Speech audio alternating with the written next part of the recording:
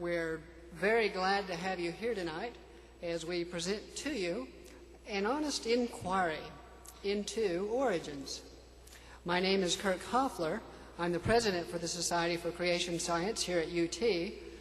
This organization is a campus organization which has been formed here and on a number of other college campuses throughout the nation in order to provide or to present to the academic community evidence which supports a recent creation origin. Tonight we're going to be turning our attention to evidence which is much closer to home, dealing directly with the origin of the earth. Now I'd like to say first off that I'm sure a lot of you are here from the natural sciences, and we welcome you. We're not here to deplore or to make fun of anyone, and we'd like you to know that you're welcome. We also very much welcome the faculty, who I'm sure has sacrificed time in order to come and be present for this presentation. A few things I'd like to mention before we begin is, one, the book, taking a historical approach of this subject by Dr. Gentry, is on sale at the tables on the far side over here. And you'll be more than welcome, if you'd like to go over and take a look or purchase one, to do so after the presentation. Our guest speaker tonight comes to us having conducted 13 years of research at Oak Ridge National Laboratory as a guest scientist. He has published over 20 articles in leading scientific journals, both here and abroad, that is, here in America and abroad, concerning his research. And I hope you'll find this to be an enjoyable and a challenging evening. I'd like to ask you to please welcome Dr. Robert Gentry.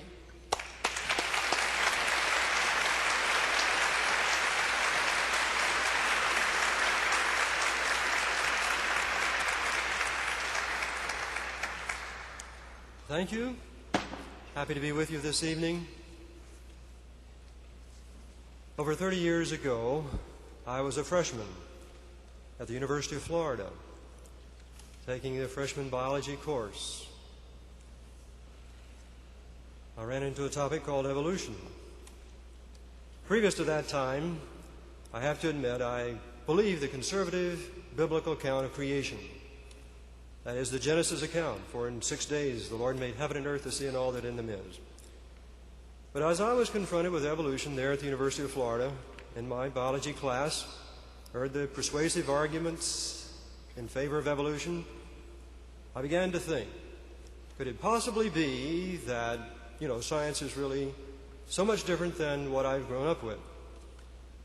Well, I didn't become an evolutionist as a result of the biology course by itself, but as I continued to take physics courses at the University of Florida, I ran into courses in nuclear physics, and there I found that, of course, we could use techniques called radioactive dating to date the Earth.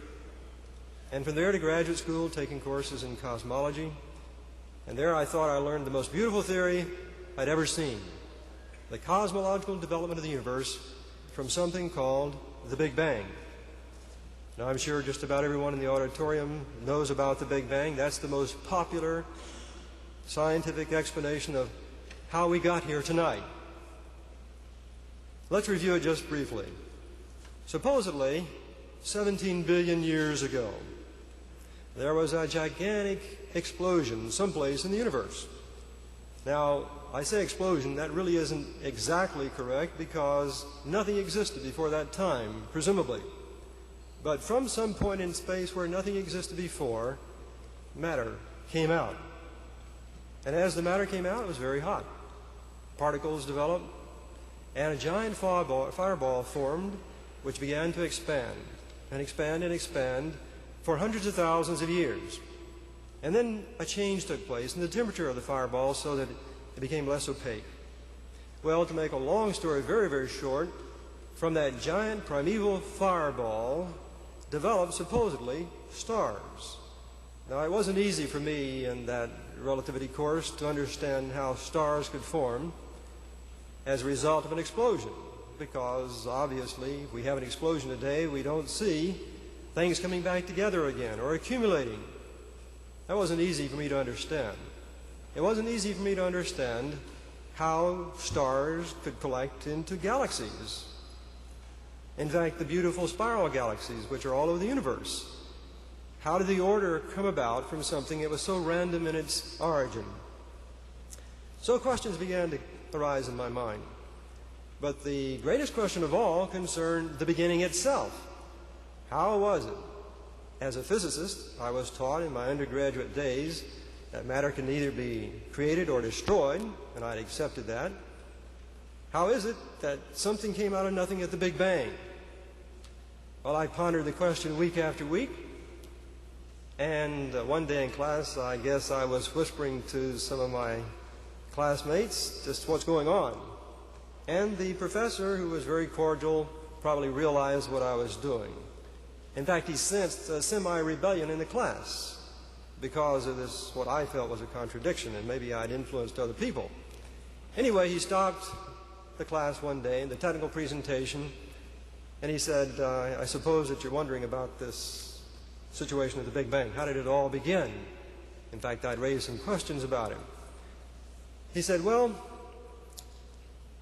earlier, back in the 1930s, late 1920s, there was a Belgian scientist, a priest, a Catholic priest, Georges Lemaitre. And Lemaitre had the idea that the Big Bang actually began by the finger of God. And that's what started it all. And I thought, wow, what a wonderful explanation. Here we can combine science and the entrance of God into the universe. And so from then on, no matter what was said in the cosmology course, I personally was able to put God into the picture, and before the course was over, I had become fully and completely atheistic evolutionist. I believed in the Big Bang, the development of the universe. Now, at that time, it wasn't 17 billion years ago. In fact, the final examination for the course was to calculate the time of the Big Bang from some of the cosmological parameters that were presumably known at that time or presumably guessed at that time. And I did. In fact, I still have the final examination from that course. I did well on it according to the professor. I calculated something like 5.2 billion years for the origin of the Big Bang. He was happy and I was happy. And I left the University of Florida with a master's degree in physics, thinking that I had solved, or at least of my own thinking, I'd put together a God of science and a God of truth. I retained a belief in the Bible, at least somewhat, believing that now the 6 days of creation were no longer literal days, but were vast geological periods of time. In other words, I'd become like most people are today in terms of how they consider their origin. I'd become a believer in biological evolution as well. And when I went to work in the defense industry at that time, I remember people would argue. Some people would argue about evolution. And I was vehement. I defended evolution at every turn for years.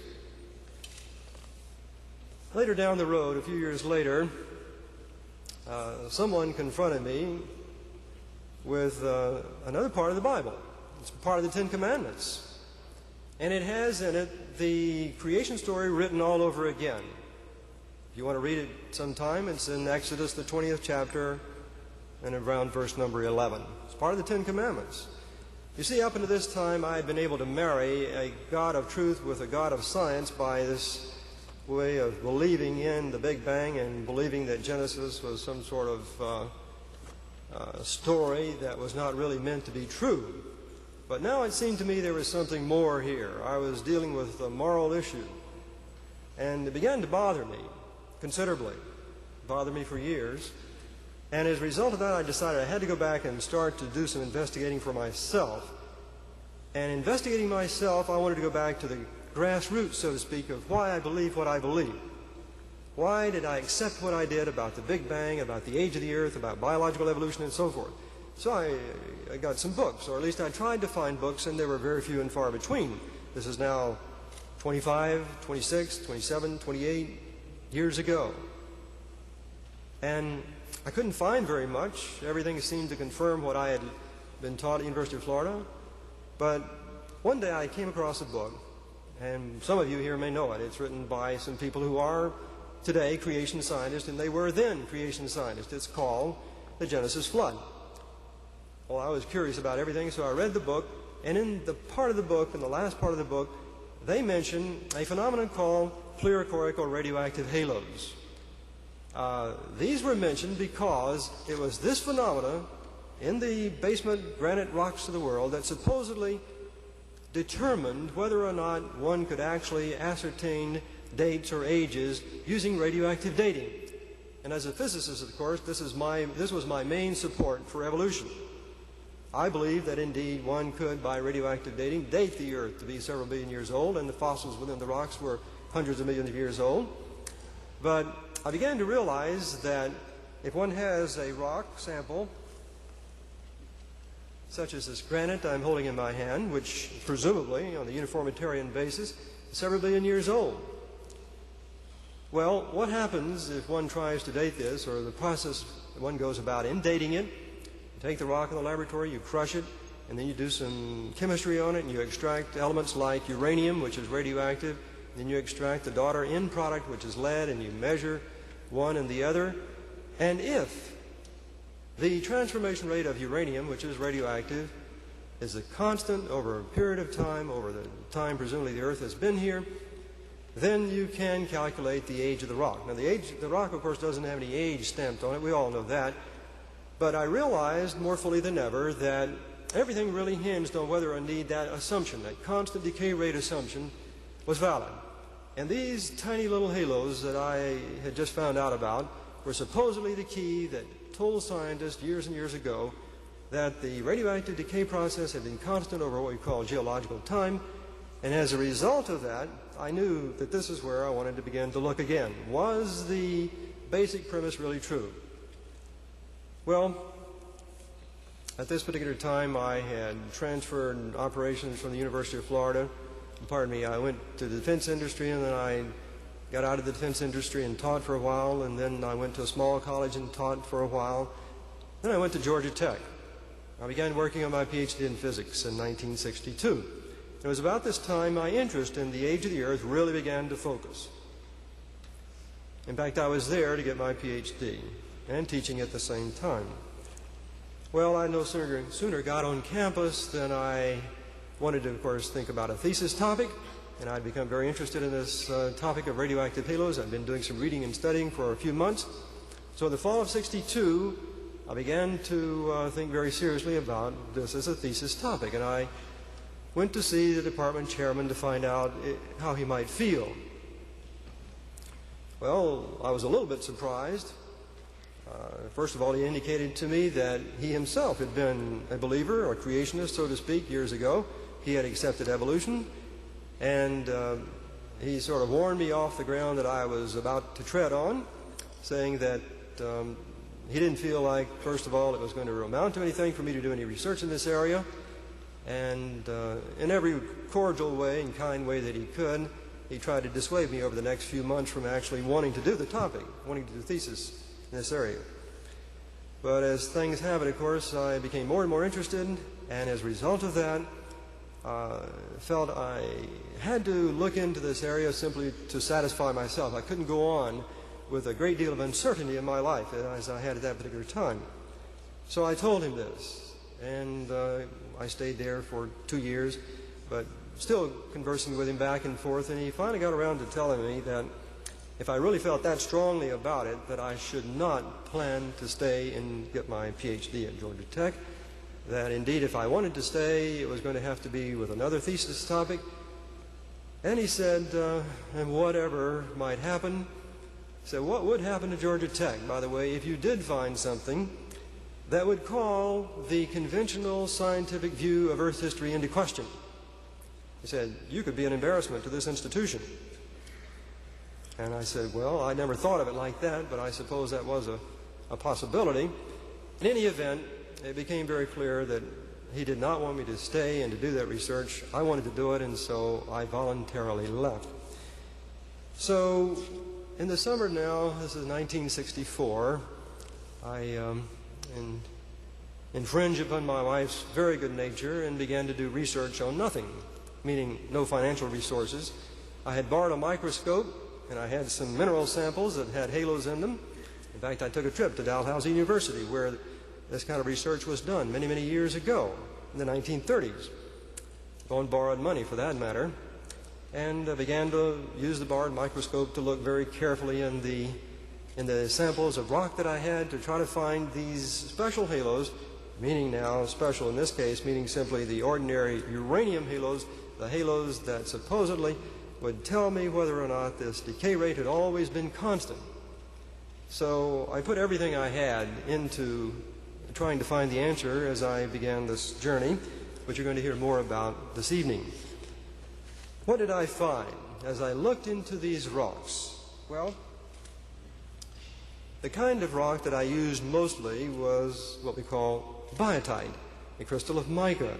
And the reason I use this type of mineral mostly is because it's very easily cleaved. You can make a thin section, a very thin section of the rock itself by simply putting a piece of Scotch tape on it, peeling it back, putting it on a glass slide, putting it under the microscope, and begin to search for these little tiny radioactive halos.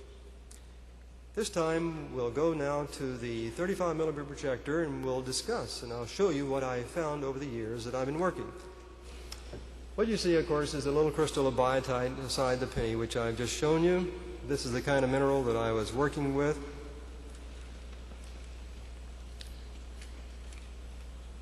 What you're seeing now is a uranium halo.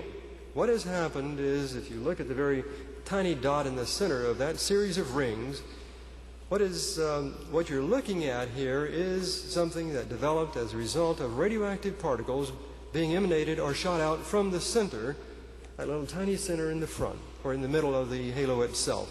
You see, I think, 5 separate rings.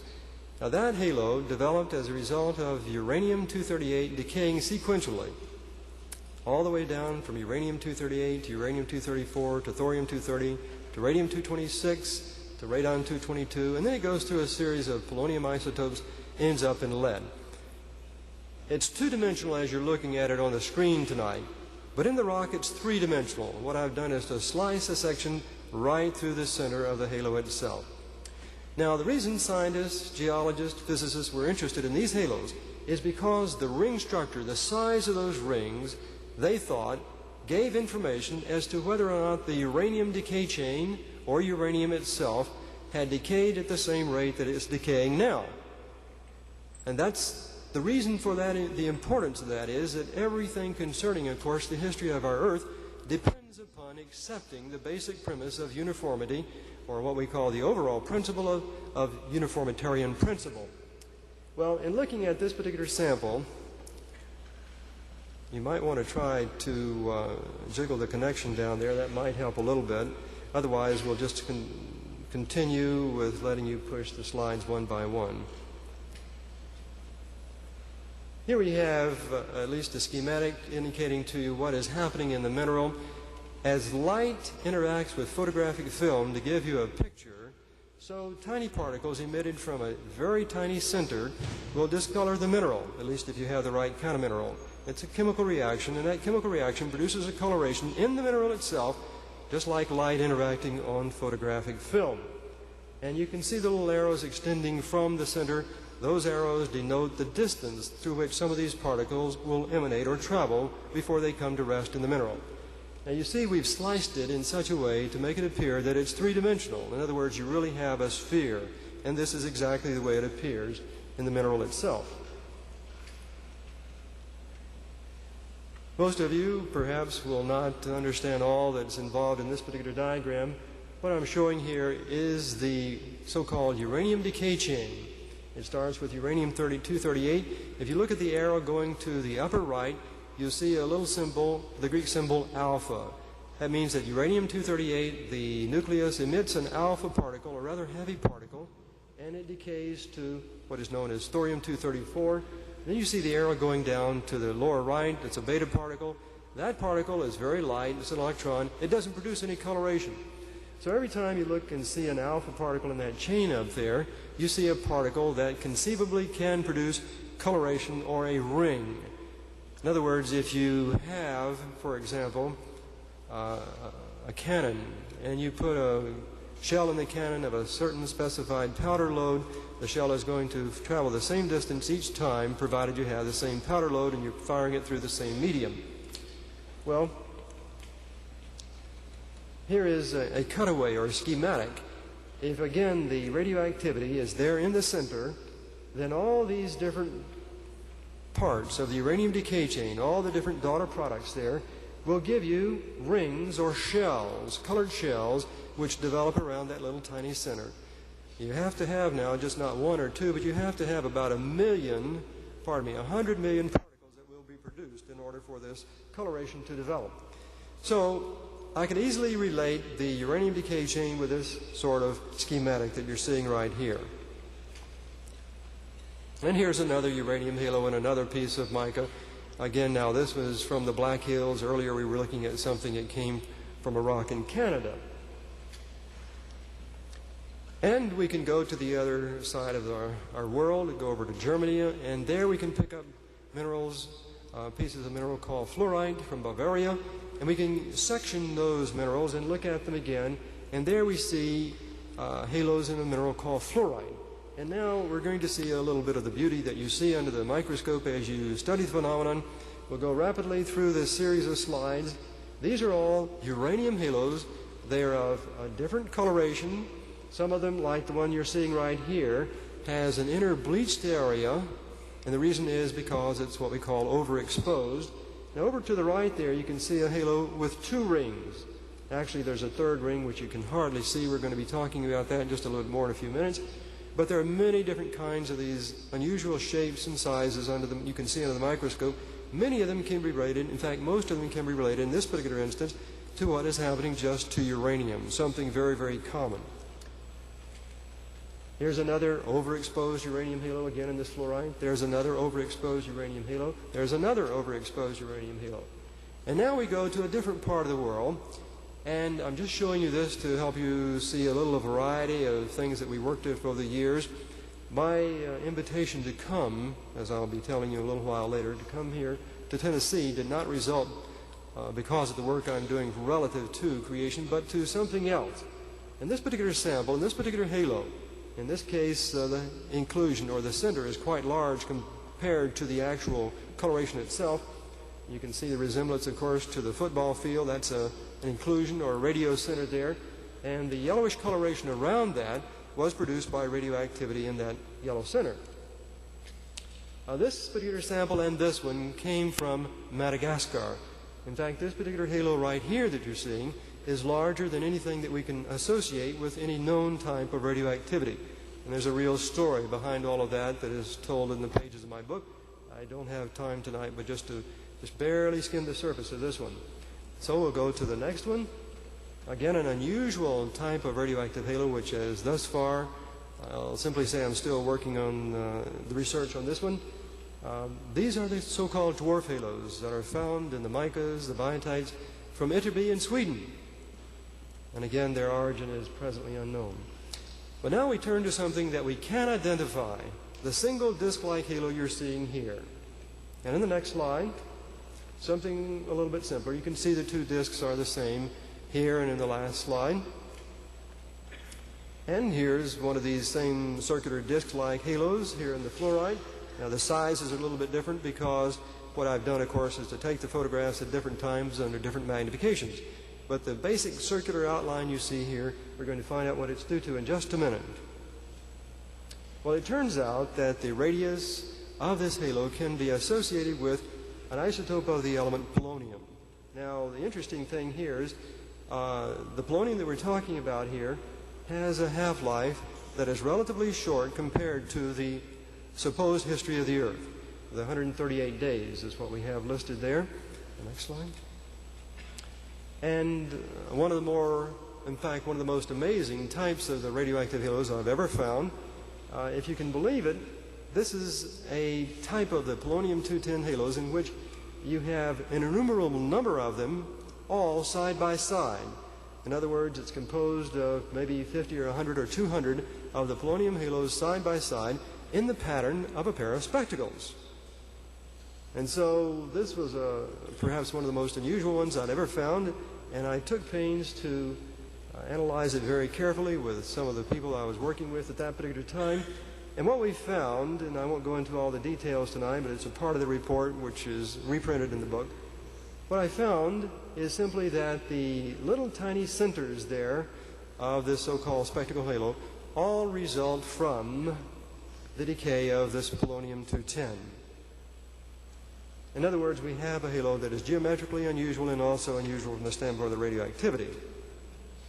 Well, this one has the 2 rings instead of just the 1 ring. We'll find out about this one in a moment. Here we have a number of these 2-ring type halos, the next line. And here we find that we can associate this 2-ring halo with another isotope of the element polonium. Either it's 164 microseconds for the isotope itself, or in this case, there could be what we call a beta precursor with a half-life of around 27 minutes. Then we have some 3-ring halos. We have the 1 ring, the single disc, the 2 ring, and now the 3 rings, and this is in the fluorite, of course. Here another 3-ring halo in the fluorite, and another set of 3-ring halos, and this is now in a biotite or a mica. And we can associate this halo with the decay of polonium-218, and the half-life there is 3 minutes. Well, as I was doing this research over a period of time, and specifically, at least in the earlier stages, focusing on these uranium halos, I kept seeing these polonium halos, and I began to wonder how they formed. Well, the idea that was in the literature at that time, the reports, the scientific reports, was that these polonium halos had formed as a result of radioactivity that came from uranium. In other words, the polonium supposedly was simply somehow a decay product of the uranium series. And I accepted that idea for a considerable period of time. But as I kept on doing my research and my experiments, it became more and more evident that it was more and more difficult to associate a secondary origin. In other words, the idea was that radioactivity from a source of uranium had somehow separated from uranium and had traveled across the rocks, through the rocks, and had isolated itself in the tiny centers. But the problem, of course, was, number one, I didn't see any trace of the radioactivity going from one place to the other. I didn't see any of the uranium nearby that was supposed to be there. And then as I began to do the experiments, there are a whole number of different experimental techniques that could be used to show that there was no uranium nearby. And I began to puzzle more and more over how these particular types of halos had formed. Well, in continuing to do this and looking at these halos, I began to think more about the way in which I had been taught the history of the Earth, the origin of the Earth. The Earth, remember, coming from a long cosmic development. The Big Bang, 17 billion years ago, then the stars. But wait a minute, we can't have the Earth coming directly from the Big Bang because in the Big Bang itself, supposedly only hydrogen and helium are formed. So we can't get the Earth and the matter of the Earth today just from the Big Bang itself. We have to go through something else. And the something else is supposedly that stars, first-generation stars, formed with hydrogen and helium. They burned and burned and burned. In the process of burning, nucleosynthesis took place. That is, heavier and heavier elements were accumulated, and then at last the star exploded. And when the star exploded, of course, the matter from the exploding star began to expand and expand and expand. And of course, in the telescope today, we can still see the results of some of the supernovae that occurred almost 1,000 years ago, recorded, by the way, by the Chinese. Well, in any event, the Earth then has to be the product, in the conventional evolutionary viewpoint, has to be the product of a long series of stellar explosions. First-generation stars being formed, these stars burning, the stars exploding. And then you've got to go and reaccumulate the matter from these exploding stars and bring it together again somehow to form what initially in science today is known as the proto-sun. And the proto-sun supposedly had swirls around it, and those swirls eventually supposedly developed into the planets, one of which, of course, is supposedly our Earth. You see, once you get to the Earth, and we'll go on to the next slide now. Once you get to the Earth, then you have to have the Earth beginning to cool. And the kinds of rocks that begin to cool first are the rocks that I've been telling you about tonight, which contain these halos, these granites. Or in some cases, they are crystalline rocks associated with the granites, or the crystalline rocks underneath the granites. There's a whole complex of crystalline rocks and the lower parts of the earth supporting the continents. And it's these crystalline rocks that supposedly began to form first as the earth began to cool. So this rock here is one of those rocks that cooled supposedly over a long period of time as the earth was evolving. Well, that's exactly what I had been taught, and that's exactly what I believed as I was contemplating the origin of these polonium halos. Well, if we go on now just a little bit further, here I've tried to outline the evolutionary model. The Big Bang, the stars form, supernova. Actually, you've got to have many, many supernovae, and you've got to reaccumulate the end result of all that, the heavier elements, and then the solar nebula must form, the proto-Earth must develop, and the Earth begins to cool, and the Precambrian granites, the rocks that I've been telling you about, begin to form as a result of that. And specifically, if we look at our next line, we can see that the Earth forms, and then there's a long period of 4.5 billion years for it to cool down to where we are today. But, you see, if indeed the Earth was cooling down over a long period of time, I began to think, if these polonium halos were not derived from uranium, and they were formed from radioactivity that existed for just a short period of time, then we've got some explaining to do. I had some explaining to do. There's something that doesn't fit. The radioactivity that produced the polonium halos would have disappeared long before the rocks of the Earth cooled down. And there's an analogy, or a very simple experiment that we want to do at this time to try to illustrate what we're talking about here. We have the halos, these polonium halos, and as a result of that, we have an enigma. The polonium halos are formed by radioactivity that exists for just a short period of time, and then it disappears. But in the process of disappearing, some way, somehow, it's left a record in the rocks. Now, we want to illustrate that tonight by the following experiment, very simple experiment. We're going to take some water, and we can turn the 35 millimeter projector off now and turn the other one on. And the radioactivity, as we've said, has a fleeting existence. Now, we're going to put something into the water at this time and make an analogy with respect to what would happen if something were liquid. In other words, if the rocks were still liquid, if the molten material was there instead of being a solid rock, and the radioactivity was in a molten material, it's not going to retain a registration. You won't produce any coloration, so to speak. Here we have an Alka-Seltzer in the water. The bubbles are coming out very rapidly. Now, if you could freeze that water instantly, you would see the bubbles retained within the water itself.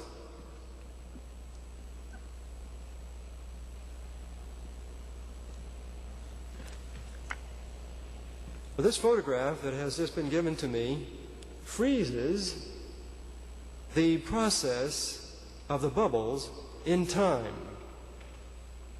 Now, in order for, as I look at the picture here, we have frozen the bubble process in time. Now, we can turn all the lights back on at the present time. If we all come and look at the water now, we know that the bubbles are gone.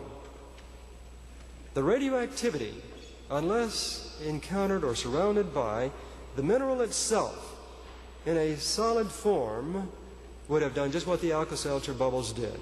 They would have disappeared within a very brief period of time. In other words, the rock had to be solid within a time frame consistent with the half-life of the radioactivity, within 3 minutes. Well, when this thought came to me some 20 or more years ago, I was stunned, because it occurred to me that indeed something had been left in the rocks deliberately as evidence for creation. There's a text in the Bible which I mentioned in my book. In fact, this text came to my mind one day as I was sitting in the microscope and I was looking at some of these halos, wondering how in the world I could reconcile the short half-life and the long cooling period. And the thought came to me indeed that it had to be an instantaneous formation, crystallization, creation in order for this to happen. That was way back in 1965, And the verse in the Bible that came to me was in the book of Psalms, Psalm 33, verses 6 and 9. And despite the fact that I'm at the University of Tennessee, I'm going to quote the verse. It says, "By the word of the Lord were the heavens made, and all the host of them by the breath of his mouth. For he spake, and it was done. He commanded, and it stood fast." I was stunned. I didn't go out and shout it to the housetops. I didn't know whether it was true or not. It was a thought, but I didn't know whether it was true. I didn't know what the scientific aspects were going to be, but I decided to try to pursue the topic until the very end. So over the next few years, I was still there in my home doing experiments, setting up a laboratory in the bathroom to do experiments in the middle of the night after the children had gone to bed. And fortunately, my financial situation began to improve somewhat, and I was finally taken on by a small college up in Maryland. And in the process of doing this, began more extensive investigation into these phenomena that we're talking about, trying to determine whether there was any other way scientifically that one could explain the polonium halos. I didn't want to go out and tell we were Christians. I didn't want to try to publish it in a religious magazine. I felt the only honest thing to do was to present this material to the scientific community, publish it in the open scientific literature in such a way so that if I was doing something wrong, or by this time I had become a Christian, if I was letting my biases come into my thinking, and these really weren't created rocks at all, and I just was dreaming about something being evidence for creation, certainly the people who were like myself, evolutionists, would certainly be able to spot what was wrong. Well, it was fortunate for me at this time that some other things I was doing in my research came to the attention of some individuals here in Oak Ridge. And I was very fortunate to be able to ask to come down and become a guest scientist for a year. And I was exceedingly fortunate for that year to stretch to 2 years and 3 years and 4 years and 5 and 6 and 7 and 8, and all the time I was there, I was carrying on research on what I'm talking about tonight, but I was also doing something else, which is what they asked me to do, or asked me to come down for. I was a guest there. I wasn't being paid by the laboratory. I had very, very cordial relations with everyone there, as far as I know, and still, everyone there is still my friend. I don't know whether it's the other way around these days or not. But in any event, I stayed there for 12 and a half years, and during that 12 and a half year period of time, published a number of scientific reports relating to what I'm telling you about tonight. And that is information that would indicate, indeed, that these polonium halos are there, separate from uranium. They are primordial. The radioactivity that formed them simply was brought into existence. And that means that the rocks themselves are not rocks which evolved over a long period of time, but are rocks which were created. Created rocks, in my book, I identify, or I call, the Genesis rocks of our planet. If you're going to be a creationist, if you're going to believe in the Bible, record of creation at all, one of the first things, in my opinion, you've got to face is the fact that somewhere in the earth today you've got to find something that was created. The whole earth can't be today something that's redone so badly that you can't find something that's original. And so I say these rocks that I'm holding here tonight in front of you are part of the original created rocks of the earth. Well, in any event, all the documentation, all the reports, all the obstacles that I had in the process of publishing information for creation is documented here in the book.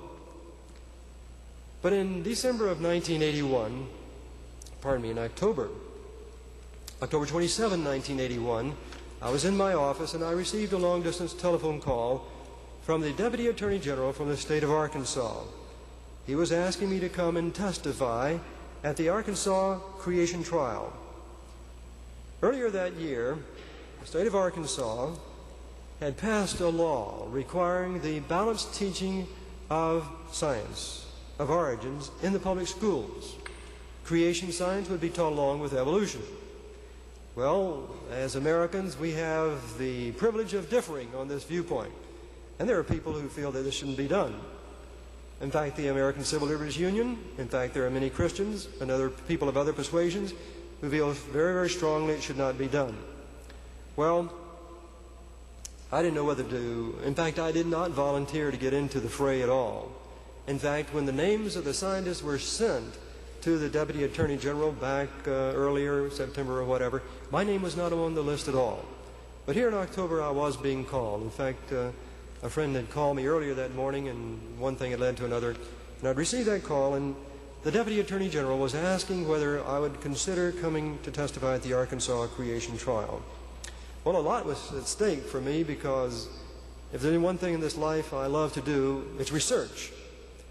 I'd been doing research since 1962, thinking about the topic of origins and evolution and halos and so forth for some 20 some odd years almost.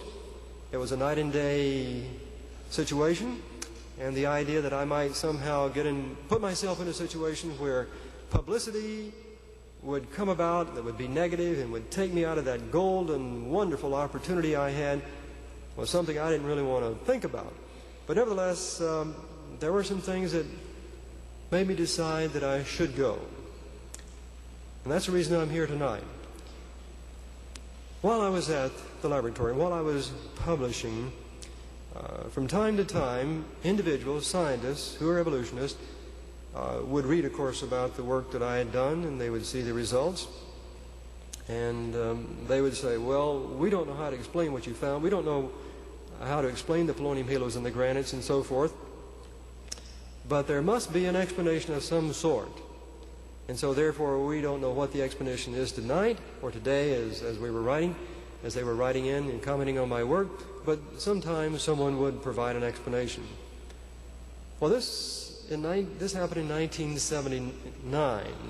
I had given a paper down at Louisiana State University, a symposium on time, and I was an invited speaker. I had spoken on the topic as I'm speaking here tonight, presenting the scientific evidence for creation. And geochronologists had written in the paper that my article was published in, or I should say a summary of the talk of my presentation at the Louisiana State Conference on Time was published in Geotimes in 1978, also published in the Transactions of the AGU in January of 1979. A geochronologist responded, and he said, if what I'm saying is true, this calls into question the entire science, modern science, of geochronology.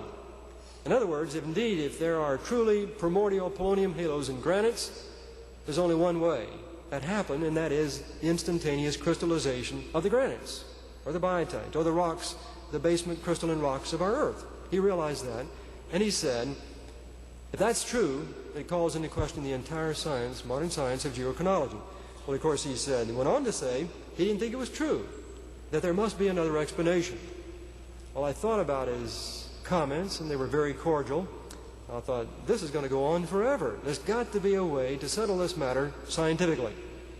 And it occurred to me that the evolutionary view of the origin of this rock was that it cooled down over a long period of time on the basis of what we call the uniformitarian principle. Now, the uniformitarian principle is simply the idea or the assumption that the physical laws that we now observe in the universe have been sufficient to govern everything down to the present time. In other words, nothing has ever happened except as they have happened in accord with physical laws that we now understand. Well, now, the implication of that is that this granite may have formed a couple of billion years ago, or this biotite crystal may have formed a billion or so years ago, but when it did form, according to evolution, it had to form according to the very same laws that we have today. So I proposed a test. I said, all right, take this piece of granite. It's a falsification test. I say this rock is created. I say the piece of biotite was created. But I go further than that and say, I don't think that you're going to be able to synthesize or duplicate a piece of granite today in the laboratory. In fact, I said, I will consider my work falsified if you can take a rock like this granite, melt it, heat it up, and let it cool. If you can come back with something like this granite, I'll say that I'm wrong. I'm no longer going to say anything about this being a created rock. And furthermore, if these polonium halos could then be synthesized or produced within that piece of synthesized granite, I would withdraw the claim that I found evidence for creation. Well, that was in 1979. And I didn't know whether anyone was going to synthesize a piece of granite the next week or the next month. 1979 came and went. 1980, another geologist wrote a letter to the Transactions of the AGU. He criticized my work, and I wasn't at that time even aware that he was going to write the article. It took me a whole year to get a response published, and the details of that are again in the book. But still, nothing from the scientific community relating to the falsification test. In other words, I'd put everything on the line. If evolution is really true, if the fundamental premise of the evolutionary theory is the uniformitarian principle, the glue that holds it together is the uniformitarian principle. If indeed there is something in the earth today that came as a result of creation, the uniformitarian principle is wrong.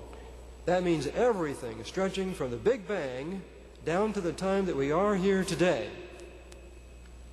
Everything stretching from the Big Bang down to the time that we're here tonight cannot be governed or is not governed by the uniformitarian principle. That means every interpretation of radioactive dating, which means the fossil record included in that, every fossil that is dated in conjunction with rocks, which depends upon a constant decay rate, and every one of them does, can no longer be relied upon as scientific evidence for evolution.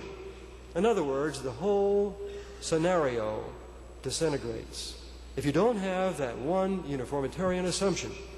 And I put it all on the line. I said, go ahead and duplicate the synthesis of a piece of granite or a piece of biotite. If you can do that, then you will have justified, you will have verified that indeed the uniformitarian principle, the fundamental principle of evolution, is valid.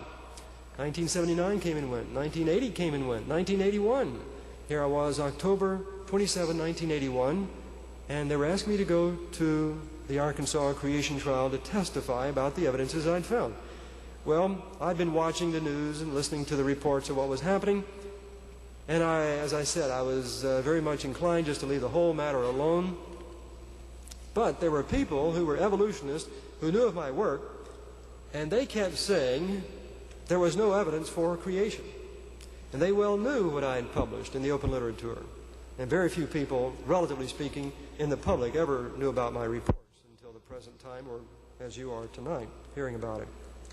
In other words, it was something that was confined almost exclusively to the scientific literature, but these scientists kept saying there was no evidence for creation science.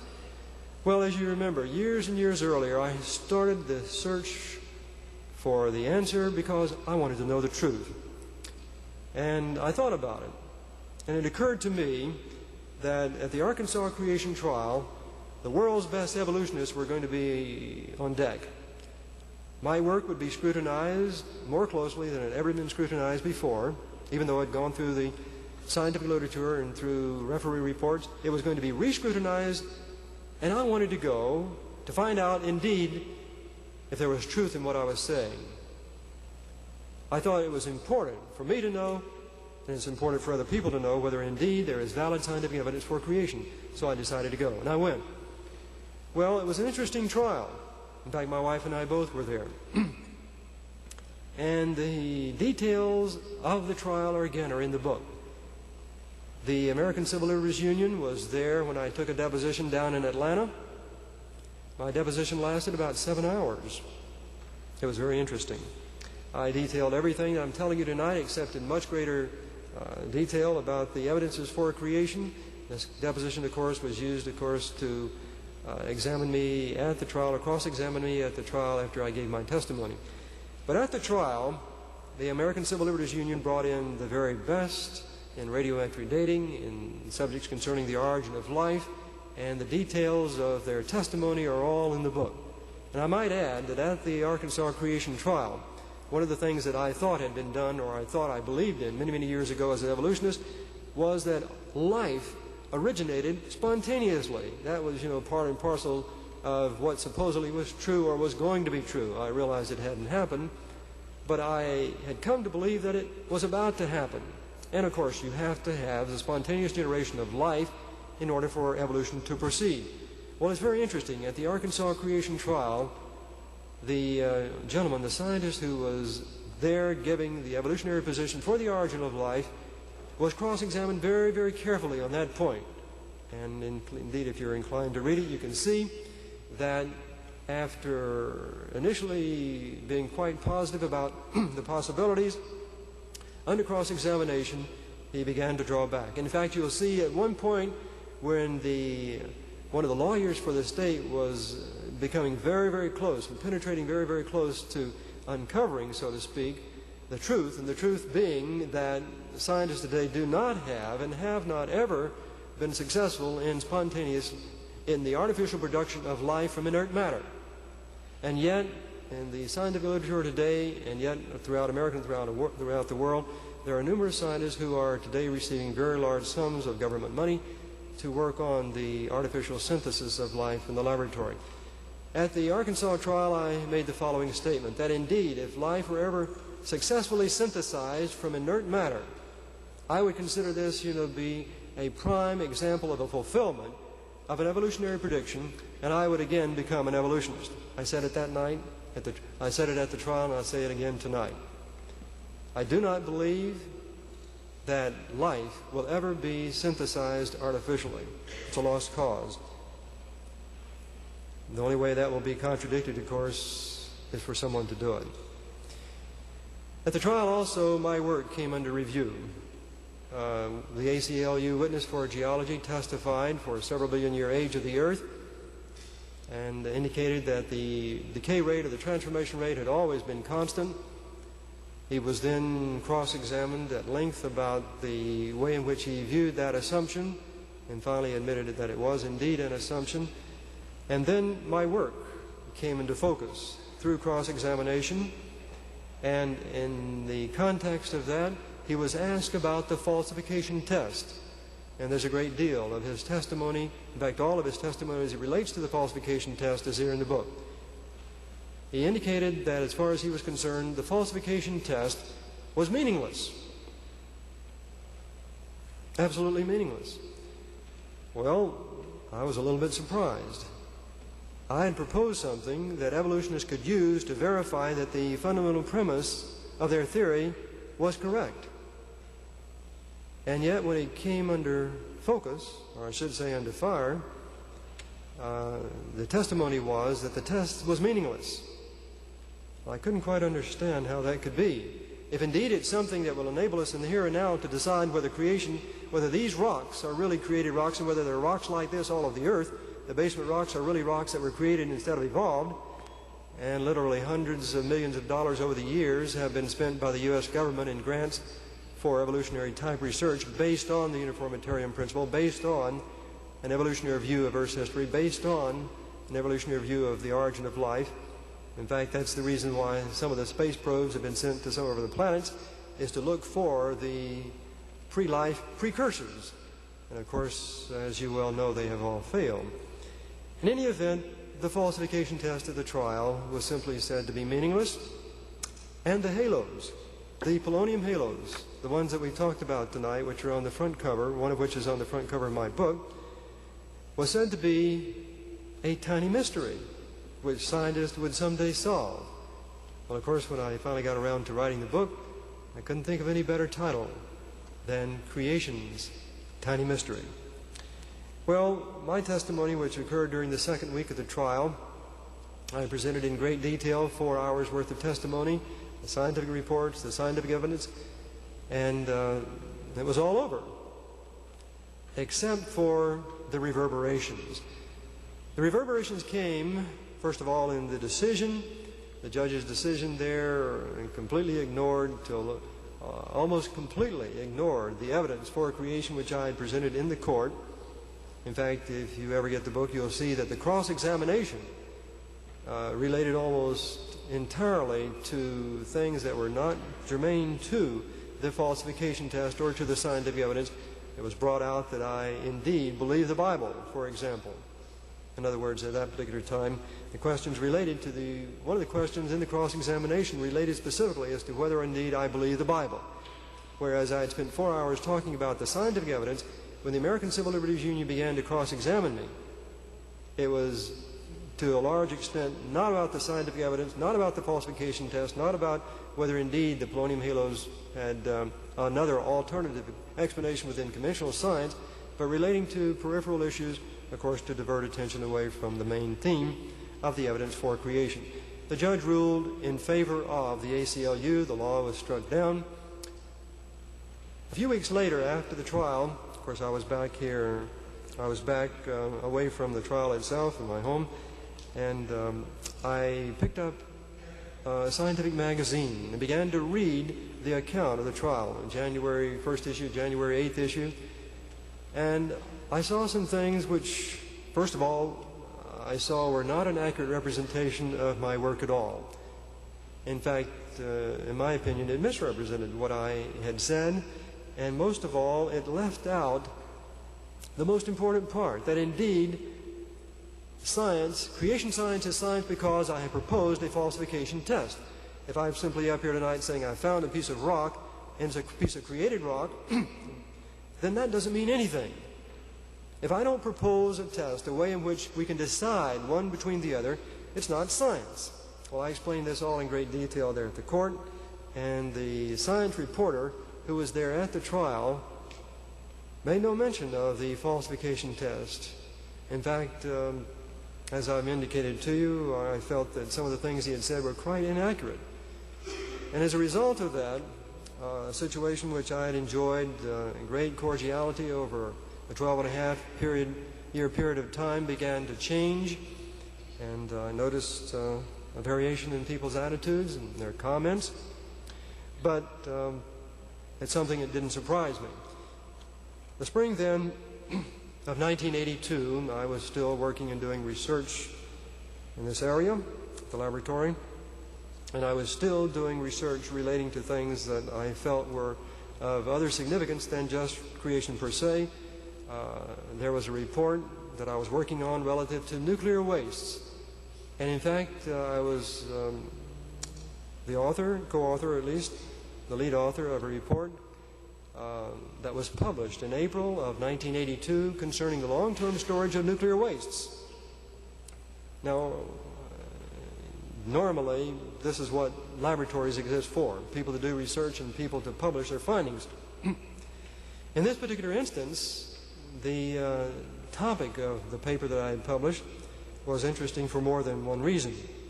Nuclear waste at that time had just come to the attention of the U.S. Senate. Another bill or amendment was going to be introduced at the Senate.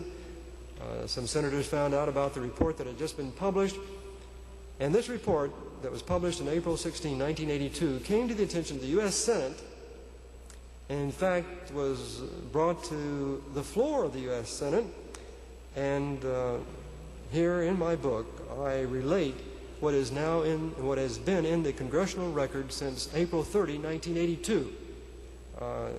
Senator Cochran, Thad Cochran of Mississippi, got up on the Senate floor, and I'll let you read what he says, but the comments were complimentary, and the report itself was reprinted in the congressional record of April 30, 1982. As a result of that, some other things happened. Senator Jim Sasser, in fact, his aide wrote me a letter telling me how they appreciated the input that I had through this report to the debate there on nuclear waste in the Senate in April 1982. A few weeks after, it was about a week after this point, he wrote me a letter. And he asked me if there was anything that he could do for me, not knowing what was happening. And by this time, I'd been told that my position at the laboratory was going to be terminated. So I wrote him a letter. I said, sure, there's something you can do. I've been doing research here for a long time. I want to keep on doing research. I want you to intervene. But anyway, nothing happened. And June 30, 1982, I was no longer with the laboratory. So I continued my work at home like I had begun 20 years earlier. And the work progresses very, very slowly. And then that fall, since funds were low again and I was running out of everything and had very few friends, I looked around for a teaching position. In fact, I looked for a teaching position in the Knoxville area. And there was a university in the Knoxville area, if you can believe it, that hired me to teach for the fall semester of 1982 in the math department. Well, in December 1982, Governor Lamar Alexander, as you may or may not remember, said we've got a budget crisis and crunch, and so all the temporary teachers who had been hired at the beginning of the academic year 1982 are going to have to be axed, and I was one of them. So January 1983, I had nothing again, supposedly. But then an individual who barely knew me came forward and said, well, you've got an interesting story if you don't have anything else. Then he said, I think it needs to be put down. He said, I'll give you some money to begin writing a book. I said, great. So I began to write the book. His money gave out, and somebody else came along and said, we want to help you finish the book. And I said, wonderful. My wife was especially overjoyed with these prospects. In any event, 1984 came and I was working on the book. And the National Academy of Sciences, as you well know, this question of teaching creation science in the public schools has been on the burner because, you see, in 1982, after the Arkansas law was shot down, Louisiana came forth and they said, we want creation science taught in the public schools.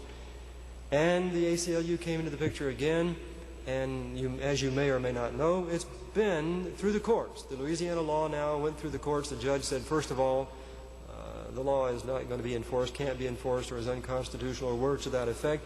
And it went through the state courts, and then it went to the federal district, went to Court of Appeals. But finally, the Supreme Court decided to hear the case, and just last December 10, up in Washington, the Supreme Court heard arguments on the constitutionality of the teaching of creation science via the Louisiana law. And that law, or I should say the court, is presently writing its opinion tomorrow, next week, next month. Sometime between now and July, the court is going to render an opinion as to whether the Louisiana creation science law is constitutional or whether it will go back to the court to be tried there in the state of Louisiana. But, getting ahead of my story, going back to 1984, the National Academy of Sciences, whom, as you probably well know, is composed of the most eminent scientists in America, published a booklet, Science and Creationism, a View from the National Academy of Sciences. And in this booklet, they come across very, very strongly to the effect that there is no science in creation science. Absolutely no science in creation science. In fact, they make some comments about, very specifically, the Genesis record of creation. And they don't leave any doubt that they're talking about creation science in the context of the Bible and the 6 days of creation and so forth. Well, as I was writing my book, I decided I wanted to respond because they said there was no evidence for creation science, and every time evidence for creation had been examined, it had always been found to be invalid. So I commented on that as I was writing my book. But last August, I was invited to go up to Pittsburgh for the International Conference on Creationism, and invited to give a few talks on the work that we're talking about here with you tonight. And before I went, I decided, well, wouldn't it be great if indeed this issue could really be settled? The National Academy of Sciences says there is no evidence for creation science. And here I've been publishing 15 or 20 years this evidence, and no one is responding or has not refuted it. And so I decided to send the president of the National Academy of Sciences a letter. I wrote him another letter a month later. No response. And now we come to Monday evening, April 13, 1987. And I've written Dr. Press another letter. March 24, 1987. Dear Dr. Press, the February 1987 issue of Physics Today, which I will mention, is the National News Journal of the American Institute of Physics, and is more than a news journal. It carries scientific articles as well. The February 1987 issue of Physics Today, page 86, mentions the National Academy of Sciences as one organization which is opposed to the Louisiana creation science law, now being decided by the U.S. Supreme Court. Doubtless you knew this already because the booklet written by you and others, Science and Creationism, A View from the National Academy of Sciences, National Academy Press, 1984, is quoted in the Physics Today report as follows. It is therefore our unequivocal conclusion that creationism, with its account of the origin of life by supernatural means, is not science. It subordinates evidence to statements based on authority and revelation. Its documentation is almost entirely limited to the special publications of its advocates. And its central hypothesis is not subject to change in light of new data or demonstration of error. Moreover, when the evidence for creationism has been subjected to the test of the scientific method, it has been found invalid. That was a quotation in February 1987 issue of Physics Today. Now continuing the letter. More than anyone else, you should know why the above quotation is meaningful to me. Remember last August, Dr. Press. On August 4, 1986, I sent an overnight letter to you requesting a response to the evidences for creation, which I was to present at the International Conference on Creationism. In my letter, I quoted the above statement and challenged you to show just where my published evidence for creation had been invalidated. On that occasion, I invited you to bring as many evolutionists as you could persuade to come with you to accomplish this task. No response was received either then or about a month later when I again wrote to you. All this is recounted in detail in my recent book, Creation's Tiny Mystery, a copy of which is enclosed. Despite the non-response of the Academy to the challenge of creation last August, the Physics Today report shows the Academy is remaining adamant in its position that evidence for creation has been invalidated. I am therefore offering you, and or whomever you may choose to send in your stead, another opportunity for refuting the evidence for creation published in my scientific reports and summarized in my book. The details of this opportunity are outlined in the accompanying press release, which describes my forthcoming speaking engagement at the University of Tennessee in Knoxville on the evening of April 13, 1987, under the sponsorship of the Society for Creation Science. Certainly, it would seem that you would have no problem in obtaining the help needed. The Physics Today report mentions 72 Nobel laureates who opposed the Louisiana creation science law, including the very well-known Dr. Murray Gell-Mann of Caltech, who, by the way, is a Nobel laureate himself. If that avenue fails, I suggest you contact the most outspoken evolutionists in the country, namely Drs. Carl Sagan and Stephen Gould. In fact, the Physics Today article quotes Dr. Gould, a Harvard University paleontologist, as saying that creation science is an oxymoron, quoting, a self-contradictory and meaningless phrase, a whitewash for a specific, particular, minority religious view in America. Biblical literalism, end of quote. In view of his stated interest in demolishing creation science, it would seem only fair that Dr. Gould be given the opportunity to speak first in representing the Academy on the night of my presentation at the University of Tennessee. I hope you can persuade him to come with you.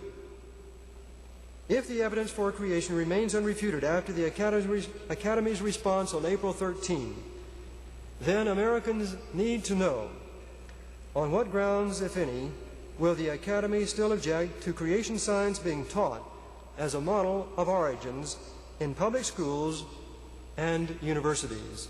Cordially, Robert B. Gentry. That was March 24, 1987. And copies of the letter were sent, of course, to Stephen Gould, to Carl Sagan, and to Murray Gell-Mann. Well, April 13th is here, and we need to look at the response.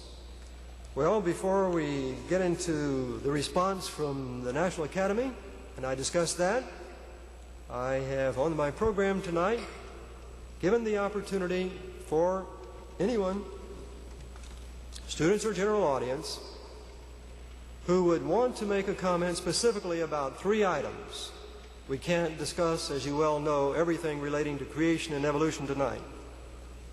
The whole gist of what we've been saying tonight is that there is indeed evidence for creation. I'm holding before you something I'm saying was a rock that was created. On the other hand, according to the evolutionary theory, this rock was not created, it evolved. And the central focus of tonight's presentation is that there is a test, an experimental test in the here and now. If this granite, or a piece of granite like this, could be melted, reformed, solidified, and come back to a piece of granite like it is right now, I would be wrong. The falsification test would favor then the theory of evolution. And if is there anyone in the audience, students or general audience, who wishes to comment on that, we've got to focus very specifically on the falsification test, or on the topic of the polonium halos, something very specific about that. Then you need to have written the question on the back of the little questionnaire, and these need to be passed to the outermost aisle immediately. Ushers will collect these at the present time. And while those questions are being brought to the front, I will mention and read another letter, give you a background. The information relating to our program tonight has been sent, as I said, to a considerable number of fairly responsible evolutionists. One of those is Dr. Carl Feser, who is the editor of the Creation Evolution newsletter. Now, the Creation Evolution newsletter is a newsletter published by evolutionists pertaining to information concerning the evolution-creation controversy. They have published from time to time information concerning the work that I have been doing. And I sent Dr. Feser information about my presentation tonight, inviting him to come, of course, and as many as he might want to bring with him.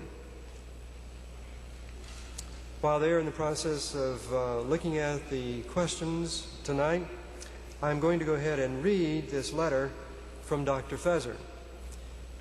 Dr. Robert Gentry, etc. Dear Dr. Gentry, thank you for the copy of the March 8, 1987 letter to Dr. Frank Press, President of the National Academy of Sciences, and for the notice of your upcoming April 13 talk at the University of Tennessee.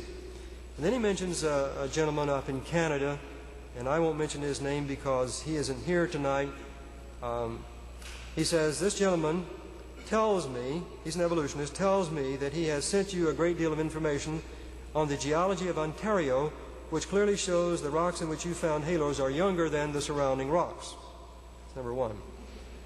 As you know, then switching subjects, he says, as you know, Dr. Brent Dalrymple and others have offered alternative explanations for the phenomena that you describe. These alternative explanations have the advantage they do not, as yours do, throw much existing, well-established science overboard.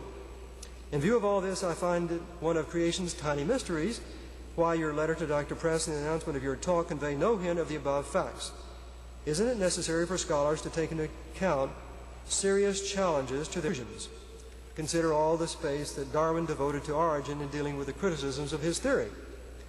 Evidence that can be interpreted as equally consistent with two opposing views is not evidence relevant to choosing between those views.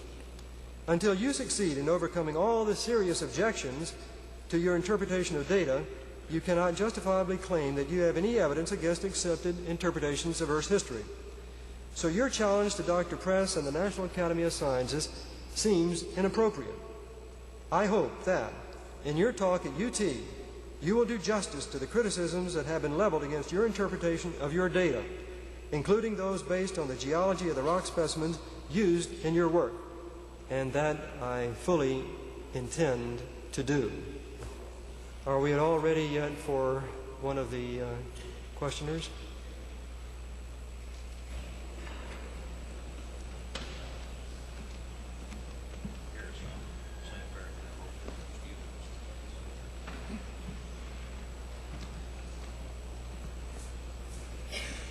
The question is from Todd Harvey. If he would like to come up while I read the question, or if not, you can stay seated.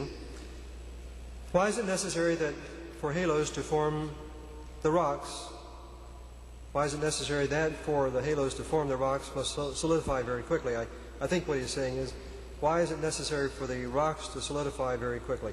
Are there no halos in liquids? That's correct. There are no halos in liquids. Remember the example we showed of putting the Alka-Seltzer in the water? As soon as the bubbles disappear, there's no record of them. In order for you to retain a record of the bubbles in the water, you would have to freeze it instantly into a solid. So yes, it's true. There are no halos in liquids. I'll finish the series of questions, then I'll bring out another example. Jane O'Connor, UT, if it took millions of years for the granites to cool, according to evolutionists, how could this long cooling period be duplicated in an experiment? Well, you see, that's the point. That I'm saying it didn't take millions of years for it to cool, and a particular piece of granite did not supposedly take millions of years to cool. You see, the Earth supposedly was cooling down over hundreds of millions or billions of years of time. And so when you see mountains of granite called batholiths, certainly it didn't take hundreds of millions of years for a small piece of that to cool. So what I'm saying is that only, as we well know, if something is going to cool, it's going to cool bit by bit or inch by inch or foot by foot. So it's not that the entire formation or the entire rock formation supposedly took hundreds of millions, but that rocks were cooling down repeatedly, supposedly over a period of billions of years. But nevertheless, for an entire batholith, something 10 kilometers long by 3 kilometers wide by 2 or 3 kilometers deep, would have taken the hundreds of thousands or millions of years to cool by itself.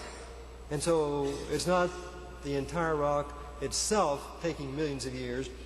It is the rock itself taking millions of years, but on an inch-by-inch basis, of course, the rock is cooling at a definitive rate. For example, and we'll talk about this in just a few minutes, in the context of volcanic eruptions, specifically Kilauea Iki out in Hawaii, there was a lake of lava that began to cool back in 1959. And it had cooled year by year and inch by inch. In fact, at several inches per month at one particular time, of the order of 4 inches per month. The depth was cooling. And so solid rock was forming on the top of the Kilauea Iki lava lake at the rate of about 4 inches per month. Well, unless these last eruptions have disturbed things, and they may very well have, a year or so ago it was predicted that by this year or next year, that entire lake would have crystallized. In other words, finally turned into rock. So, yes, the mountains of granite are there, and yes, they all in all took supposedly millions of years or hundreds of millions of years to cool, but cooling nevertheless at a rate which is very well defined, supposedly. All right, Jim Watson, would you define both terms, creation science and science?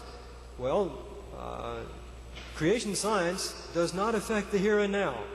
I go into the laboratory, I publish my scientific reports using the same science that everyone else uses.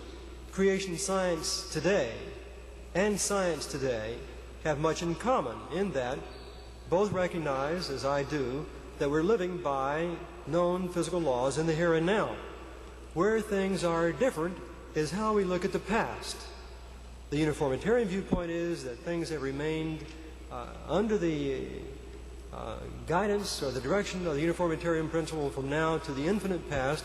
In the creation science model, which I have proposed, and it's in my book, I'm simply saying there were particular times, for example, at creation, there were particular times at the time of the flood, when there were unusual events taking place that cannot be explained on the basis of laws as presently understood. I'm saying the granite cannot form on the basis of laws that are presently understood. So when you're talking about creation science or the possibility of teaching creation science, nothing in physics, in experimental physics, is going to change. Nothing in experimental chemistry is going to change. Nothing in experimental biology changes at all. It is only the basic premise and the interpretive framework of the past that we're talking about in terms of a change.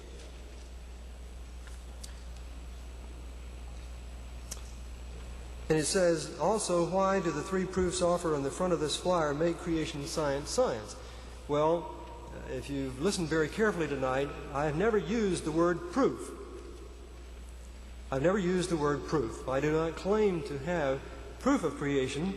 What I do think and what I do claim to have is evidence for creation, number one, and I also have a falsification test by which we should be able to determine whether the evolutionary scenario or the creation science model is based on correct principles.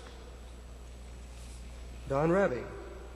I was requested by Richard Wakefield to seek your response. Do you think, and by the way, Richard Wakefield was the gentleman who was mentioned in this letter, do you think sedimentary rocks were created on the first day? Well, it's very clearly stated in my book. The rocks such as are in the Grand Canyon, I very clearly relate to the period of the Genesis flood. These are rocks that have fossils in them.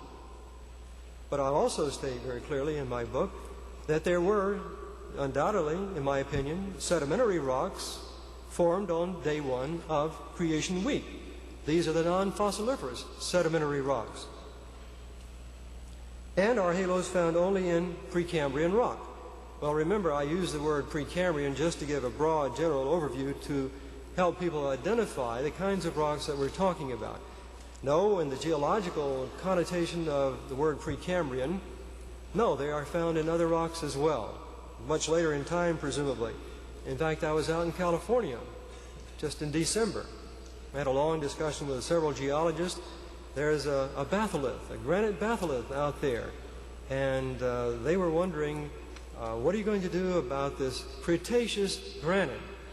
Well, I talked to them at great length and listened to their arguments as to why they felt it was Cretaceous, meaning the time, of course, of fossils. And it turned out the reason they thought it was Cretaceous is that they felt that the sediments had actually were there and that the granite itself had intruded into the sediments. So therefore they were saying that the granite was later than the sedimentary rocks.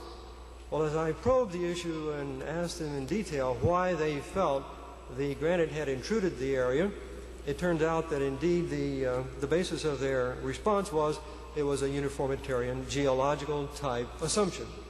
And I discussed with him at great length, I don't have time to go into it tonight, reasons why, yes, those rocks that are presumably called Cretaceous granites were still a part of the original created rocks, and that indeed that what had happened is instead of the granite coming in as a magma and cooling, it had actually been pushed up from below.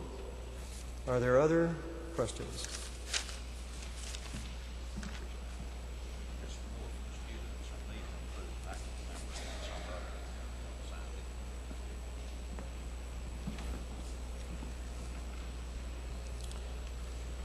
Peter Hansen, graduate student. Assume at an early point in the history of the Earth it was still a molten mass. 2, at this point all radioactive nuclides which are at the beginning of decay chains such as uranium-238 were present. During the period the material containing this nuclide was solidifying, no halos could form. Once the material solidified, some of the original nuclide will still be present. Uranium-234 is available today. Why couldn't this be responsible for the halo formation? Well, I'll have to, if I understand what is being said here correctly, the question that is being asked is part of something we dealt with earlier, and that is, you see, we have a decay chain, and the question that is being asked here, it says, during the period containing this nuclide was solidifying, no halos could form. Once the material solidified, some of the original nuclide will still be present. Why couldn't this be responsible for halo formation? Well, it is. Uranium-238 in the rock today has formed uranium halos. Now, the difference in the conventional evolutionary view and the view, the creation model view, is the following. The conventional evolutionary view is that uranium halos formed during this long period of cooling as the rocks cooled around the uranium centers, and so therefore the uranium halos today are the result of a long period of production. The view of the creation model, which I have proposed, is that there were accelerated periods of radioactive decay. And so when the rock did form, did crystallize, was created, that the uranium-238, the uranium-234, the thorium-230, and so forth, decayed and indeed produced the uranium halos which we see in the rocks. In other words, uranium halos do appear in the rocks. So in answer to the question, why couldn't uranium halos appear in the rocks? It is true that uranium halos do appear there. And then he says, very interesting presentation. Thank you. Dan Barubi, student, junior political science. Why does the presence of polonium halos, which are unexplained by contemporary evolutionary theory, necessarily contradict and disprove the evidence supporting the current theory, such as the presence of uranium halos, which do indicate an age of several billion years? Well, why does the presence of polonium halos dispute the conventional view? Again, remember that the conventional view is that this rock is a part of a giant granite formation, and these granite formations extend far into the depths of the earth. So overall, we've got a rock formation that is cooling, from top to bottom or from bottom to top, whichever the case may have supposedly been. We've got something that is taking, over the period of total cooling, a vast period of time.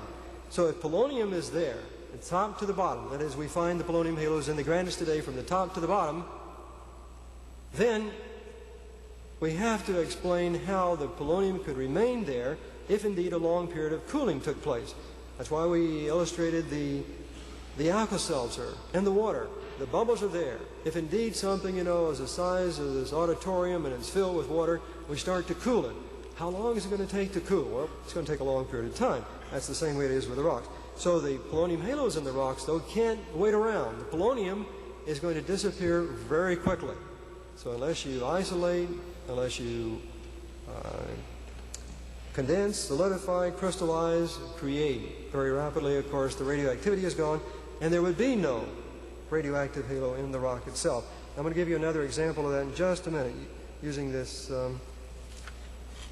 Polaroid film. A question from the same student, another question. Why does the inability of the scientific community to produce granite rock or spontaneously generate life necessarily disprove the theory of evolution any more than the inability of a physicist to spontaneously generate matter necessarily disprove the laws of physics? It's a good question. Well, first of all, you must understand that I don't know of any physicists who are out here who are claiming anything about the latter part of this question. I'll read it again. Why does the inability of the scientific community to produce granite rock or spontaneously generate life necessarily disprove the theory of evolution any more than the inability of a physicist to spontaneously generate matter necessarily disprove the laws of physics? Well, see, in physics, the basic law is matter can't be created or destroyed. So there's nothing to disprove there. Matter can't be created or destroyed, unless you want to go back to the initial part of the Big Bang. So there's nothing to disprove. But now, with respect to the first part of the question, why does the inability of the scientific community to produce granite rock or spontaneously generate life disprove the theory of evolution? You see, they claim, evolution claims that it had to be. Life, you here tonight, are here supposedly because of the chance occurrence, the spontaneous generation of life sometime in the primeval past in some primeval ocean. It's a claim that is made part and parcel, a fundamental part of evolution. This granite that I'm holding here, this piece of biotite that we've shown and talked about tonight, it didn't come out of nowhere, supposedly, as far as evolution is concerned. It is an integral part of the earth. It came as a result of the slow cooling of magma with the uniformitarian principle. The physical laws that govern the crystallization of this rock, you see, are inevitably the same that exist here tonight. So, if you want to prove what you're saying is true, if you want to test as to whether that theory is really based on a valid scientific principle, all you've got to do is take it into the laboratory in the here and now, melt the granite, let it cool, let it solidify, let it crystallize, and you should be able to, on the basis of the evolutionary theory and the acceptance of its uniformitarian principle, you should be able to reproduce that piece of granite. Because you see, supposedly, 4 billion years ago, or 4.5 billion years ago, or 3 billion years ago, the laws were identical to what they are today. And may I suggest to you that something, yes, why don't you come up to the microphone?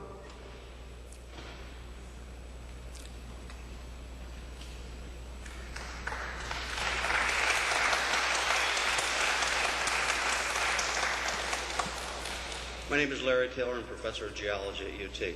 Who said you cannot form a granite in the laboratory? It's been proven for 25 years by hundreds of publications, and just because you're ignorant of the publications doesn't mean that they can't be done.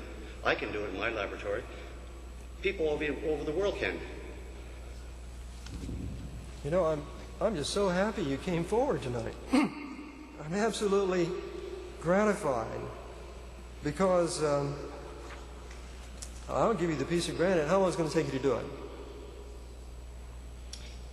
Under controlled cooling rates, you can form it in about a week. Can we all come back in a week and see it? Just like this?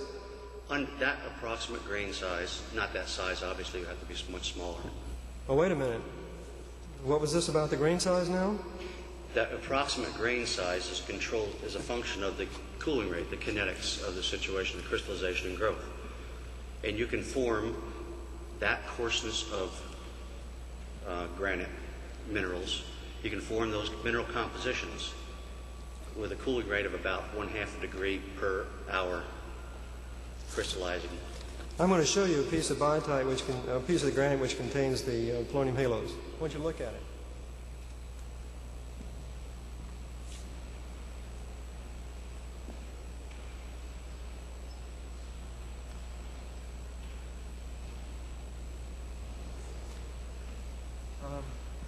How long do you think it would take you to do this one? That, the grain size, and I don't know what the exact mineral compositions are there, but I estimate the same approximate cooling rate. Anything slower than 1/2 degree per hour over the crystallization range of approximately 200 degrees over which these minerals crystallize will be sufficient to do this. And we'll, in a week... And people at UCLA, at Caltech, at Chicago, at MIT, at Harvard, at wherever you want to go, can do this. So I don't see that the big problem. And well, Frank Press is from MIT, and that's where, I mean, he would be speaking to that. But I think more properly that the reason why you're not getting a rebuttal to this is that people just don't want to rebuttal it. It doesn't, perhaps, you know, it's so well established in literature. Now, is this the first time that you've heard of this test? Yes, it is. I see. So you think that in 1 week you can get this piece of granite back in your laboratory? I can give you, you know, many publications. No, I'm not talking about publications. I'm saying you have claimed tonight that you can do it. Is that true? I don't have my laboratory set up right for that, doing that particular thing. I'm working on basalts, but yes, you can do that. I think I'll tell you of a laboratory where I could go and do it, and that would be at Johnson Space Center. They do that down there now. Now, you've changed the topic just a little bit, and I think the audience needs to be aware that you've gone from a granite to a basalt, and they need to understand the difference. And the reason they need to understand the difference is in my book. At the Arkansas Creation Trial, the ACLU geologist, Dr. Brent Dalrymple, took the witness stand, and in the process of testifying about the falsification test, he testified at length about granite and the fact that there was no problem, supposedly, in imitating the granite, and he brought out the Kilauea lava lake. If you read his testimony very carefully, you find two things. First of all, he admits that you cannot. He does not know of anyone, and he was a person who was there who had studied my results over a considerable period of time before he testified. He knew of no one who had successfully synthesized a hand-sized piece of granite in the laboratory. In fact, he admitted, as I've just read, that it was a meaningful test. But now, in order to change the subject just a little bit, and to present a plausibility argument that it was possible, on the witness stand, he brought up the Kilauea lava lake material, which is a basalt. And he said it resembled a granite, and he used that as an indication that, yes, sometime if you had a sufficiently good apparatus, it would be possible to synthesize a granite. But what he didn't say, and what you didn't say just then, was that there's an awful lot of difference between the grain size of the basalt you're talking about and the granite crystal, which I have right here, I beg to differ tremendously. That there can be grain size within a basalt flow, within the Hawaiian flows, that is of the same grain size as you have there, that can cool rather form rather rapidly. But regardless of, I'm not talking about basalt. I don't know what your You mentioned basalt. I said what I've been working on recently is basalts. Well, I'll have to comment a little bit further on what you just said. Well, okay, but what I'm saying is that you can make the grain size of the minerals, you can make the mineral compositions without any problem in the laboratory when you're geared up to do this particular type of thing. It takes controlled oxygen fugassic, it takes controlled cooling rates in closed containers. You could make something hand size, but we don't make them that large. We have problems with containers. We make them smaller. So we're making them on the order of just a few, 5 millimeters, 6 millimeters across. We're not making a hand size. But the fact is we can duplicate everything, and it's been done for many, many years. I'm going to go back to the statement, and then I'll pick up with what you just said. On the Kilauea lava lake, because of what Brent Dalrymple said at the Arkansas Creation Trial, I got samples of the Kilauea lava samples. In fact, they're at home, and I was going to bring them with me tonight. I contest your view, and I have the samples to prove it, that... I didn't refer to Kilauea. I noticed I said Hawaii. There are many, many flows on Hawaii. You're talking about a very recent, very quickly cool. When you have lava come out and cool more slowly, if it remains in a lava lake and it cools as a crust in there, then it cools much faster. Much slower. And it's continually heated up and it's near a glass state most of the time. So it's very fine grain size. Mm-hmm. Well, let me ask you this question. Following now on the comments that you just made in the I'm sorry, but I feel that I'll be willing to show you the literature. I'd be willing to talk to you about demonstrations, whatever you want. But I'm not about to come up and sit here and have you change things around about basalts and granites. It's well established in the literature. I can give you that.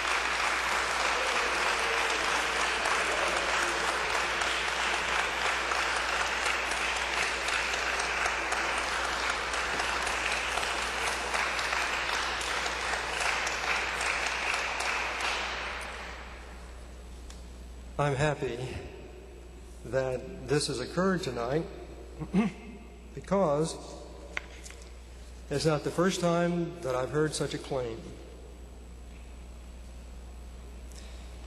In fact, the letter I just got through reading to you a few minutes ago,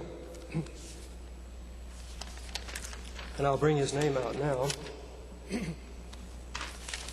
A geologist up in Canada wrote me a letter. In fact, he's written me several letters. And in these letters, he's pointed out supposedly some things that relate to things that I've been publishing on and so forth. And in the context of this, one of the letters he wrote to me, this is now back in February, he said, a granite sample has indeed been synthesized in a laboratory. Now, from what the gentleman just said, of course, you've got to have high pressures, you've got to have high temperatures, and you've got to have slow cooling. Oh, pardon me, you didn't say high pressures. I should say that the evolutionary view of the formation of granite is such that granite supposedly form at great depths under high pressures. So I'll add this. This is a part of the conventional view. He goes on to say, there is a first-year geology course offered here over the television in the form of a 22-hour series called Understanding the Earth. In the program on igneous rocks, they showed a film that was taken back in the early 60s where a granite sample was crushed to a fine powder, poured into a small copper pot, water added, placed in an apparatus, and subjected to high temperatures. The result was a crystallized specimen about the size of your thumb. He said he had this on the tape. In other words, a granite sample has been synthesized in the laboratory. Well, I was really interested. Since I had issued this test, it was subjected to severe scrutiny at the Arkansas trial in 1981. And I will stop just for a moment to say that in 1985, the magazine Science published a report indicating there again was no science in creation science. And I attempted at that particular time to have a rebuttal published. And it was unsuccessful because the magazine indicated that they would not handle anything relating to creation science. But this last summer, as I've indicated to you, again, I issued the challenge. It's been in the EOS. But anyway, I was really interested. Here's someone who's saying that, you know, it's all on TV. So I got a copy of this TV film, Understanding the Earth, and the particular series relating to the synthesis of a granite. And sure enough, when the material came back to me, I actually got the outline for the course.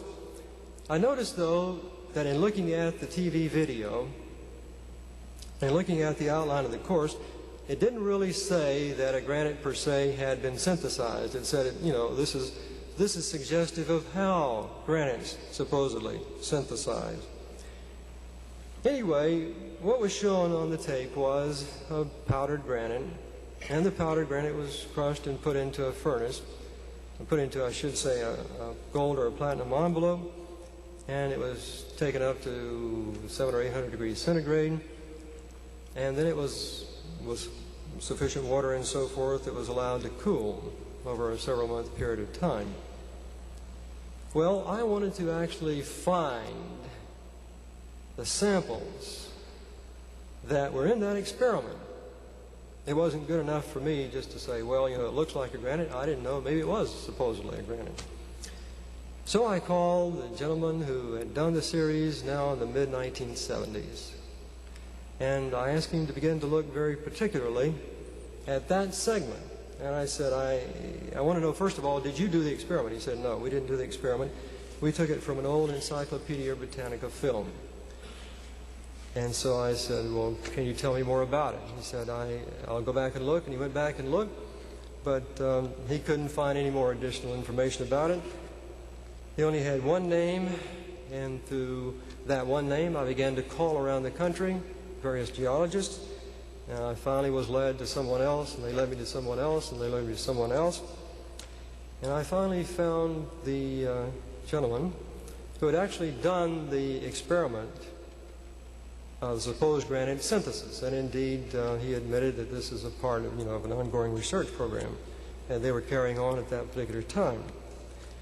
Well, I said, I'm very much interested in getting information on the samples that you were trying to synthesize at that particular time, the granite ones especially. And he said, well, that was some 20 or more years ago. And so I continued to check. I got back with him, and he has since retired. He said that he thought he perhaps had a piece from one of the experiments, but he was way out west and he wasn't coming back east until this last week, April 9, in fact.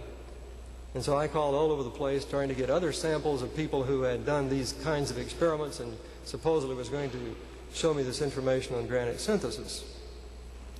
Well, I called him Friday afternoon, just last week.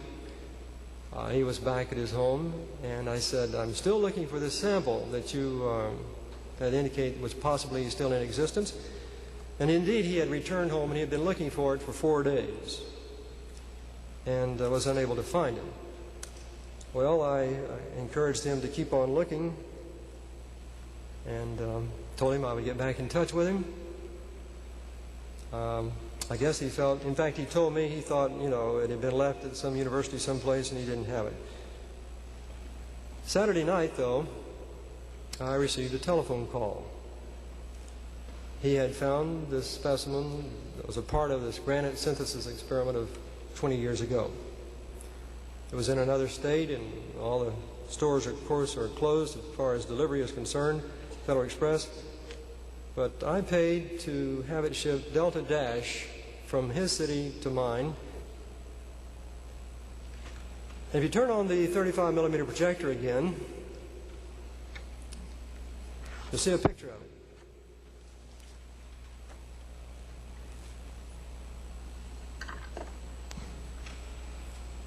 There it is. There's a sample that was a part of a granite synthesis experiment over 20 years ago. 700 or 800 degrees centigrade, melted, cooled down now, and if I understood what you said a few minutes ago, you could do it in a week. Well, what we're talking about is something here, and that glass slide, right below the penny, is a granite sample that was ground up, crushed, melted, and cooled, not over a period of a week, which you said you were able to do and come up with a granite. That was cooled down over a period of 2 months. And it bears a remarkable resemblance to another piece of rock which is adjacent to it. If you go back to the previous slide, I'll talk about the other rock which is adjacent to it. Okay. The claim has been made tonight that granite can be synthesized, like the ones I have up here. But as I was in the last stages of writing my book, and I realized that such events might take place, such as what has happened tonight, I'm very, very happy that it has happened, a thought occurred to me. The laboratory of nature has provided us with an answer. In fact, granite is melted in the earth. In fact, granite comes up through pipes and extrudes on the surface of the earth from time to time. And when it does, sometimes it becomes a glass, which is obsidian. If it cools lower, such as the rock you're seeing right here, technically, I think geologists say it's only a rhyolite if it's on the surface, but there are other people who are geophysicists who say it's a rhyolite even if it's under the surface and cools from a granitic melt. In other words, what I'm saying is what you're seeing on the screen right now is the rock that resulted from the cooling of a granite melt in the earth. And it cooled slowly. And the reason I know it cooled very slowly is because the writing on the rock, you can't see the 1 very easily, is 1,683.3 feet down below the surface of the earth. Now, when that cooled, the rock, the melt itself, the granite melt, did not recrystallize as the original granite. It recrystallized as a fine-grained rhyolite, meaning that the crystals of the quartz and the feldspar are very, very small, whereas the crystals in the granite crystal, which I have up here, are macroscopic, millimeters in size in some cases, and in other cases, such as the rock I'm showing, the material I'm showing right here, inches. In some places, there's a muscovite crystal 9.5 by 7 feet, 3 feet thick. In another place, an enormous crystal, 14 feet, 33 feet long, weight not less than 90 tons. We can turn the lights back on now. And so in response to the comment that it's easy to do granite synthesis, I point to the natural laboratory, the laboratory of nature, in which granite has been melted and allowed to cool an innumerable number of times. And the material does not result in a reformation of a granite, but what geologists call a rhyolite. The only way that you could possibly falsify the comment that I just made, or to do anything about the falsification test, is not to refer to a report. The reports have been read. The laboratory of nature says it comes back to a rhyolite, not to a granite. I want to make a suggestion then. If indeed the day ever comes when you are successful in doing what you claim to be able to do tonight, my telephone number will be given to you. And you can call me, immediately call WTBK Channel 10, make it a citywide public event, statewide, whatever you would like to do, and publicly put your evidence where your expertise has been tonight. And I'll be very, very happy to be there again. Yes. In other words, I'm saying it can't be done, and until you produce it, the laboratory of nature says that the experiment is going to fail. In fact, the experimental synthesis experiment that has already been done has been shown to be nothing except something extremely similar to the rhyolite, which is what the laboratory of nature says it has to be anyway. Yes? Even if our geology professor did melt and create some granite, like what you said, Come up to the microphone.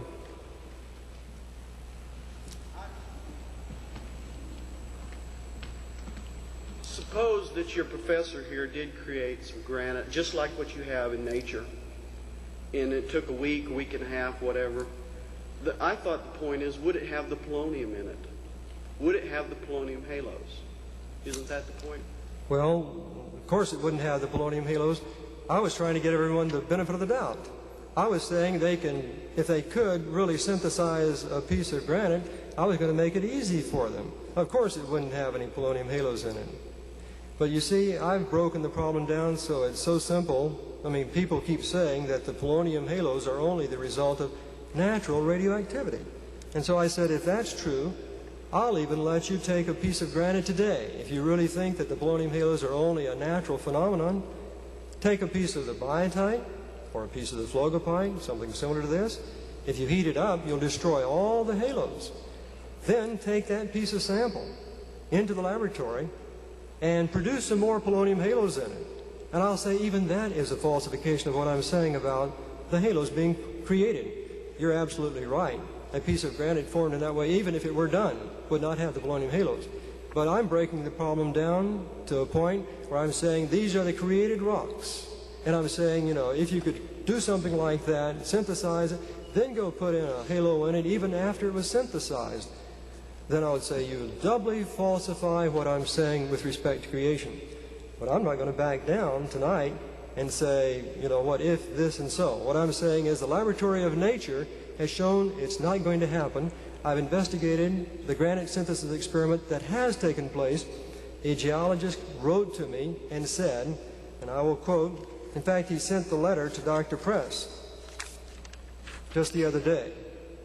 He's writing to Dr. Press, and he's again repeating the claim that a piece of granite has been synthesized, and it was done on that TV Ontario film. And that's exactly what it's taken me about 2 months to run down a 20-year-old sample. If you can imagine, an experiment that was done 20 or more years ago. The scientist indicated he thought, of course, it meant something to me for tonight's presentation. And indeed it did. Thank you. Very good. Seems obvious then that if he grabbed a piece of radioactive polonium from Oak Ridge and had it right next to his furnace and threw it in, quickly mixed it, that 22 minutes later it would be gone, or I propose. The half-life is only 3 minutes. 3 minutes. You see, it's not only just the polonium itself that is coming and disappearing so rapidly, it is putting that amount of radioactivity in a tiny speck. When I was there, I worked with various radionuclides, various proportions. People who work with radioactivity will tell you that polonium is one of the most active, mobile, radioactive elements known. To what I'm saying even today, with all the technology we have, I'm saying that there is almost an impossible problem of accumulating naturally that number of radioactive atoms of polonium within a 1 micron speck of any kind. You see, because 1 micron, 10 to the 9th atoms of polonium will occupy about 1 cubic micron. So when the polonium halos formed here, they had pure, just about pure polonium in the center. And pure polonium-218, by the way. So I'm only barely skimming the surface of the technical problems that are involved in trying to explain polonium halos on a conventional uniformitarian basis. But you can't imagine how happy I am tonight that someone has come forward and said that it is possible to do that because now we can be watching in the days ahead. I'll have my telephone on an answering service, and WTVK and Channel 10 and all the rest of us here at the University of Tennessee will be anxiously waiting for this to occur. Yes?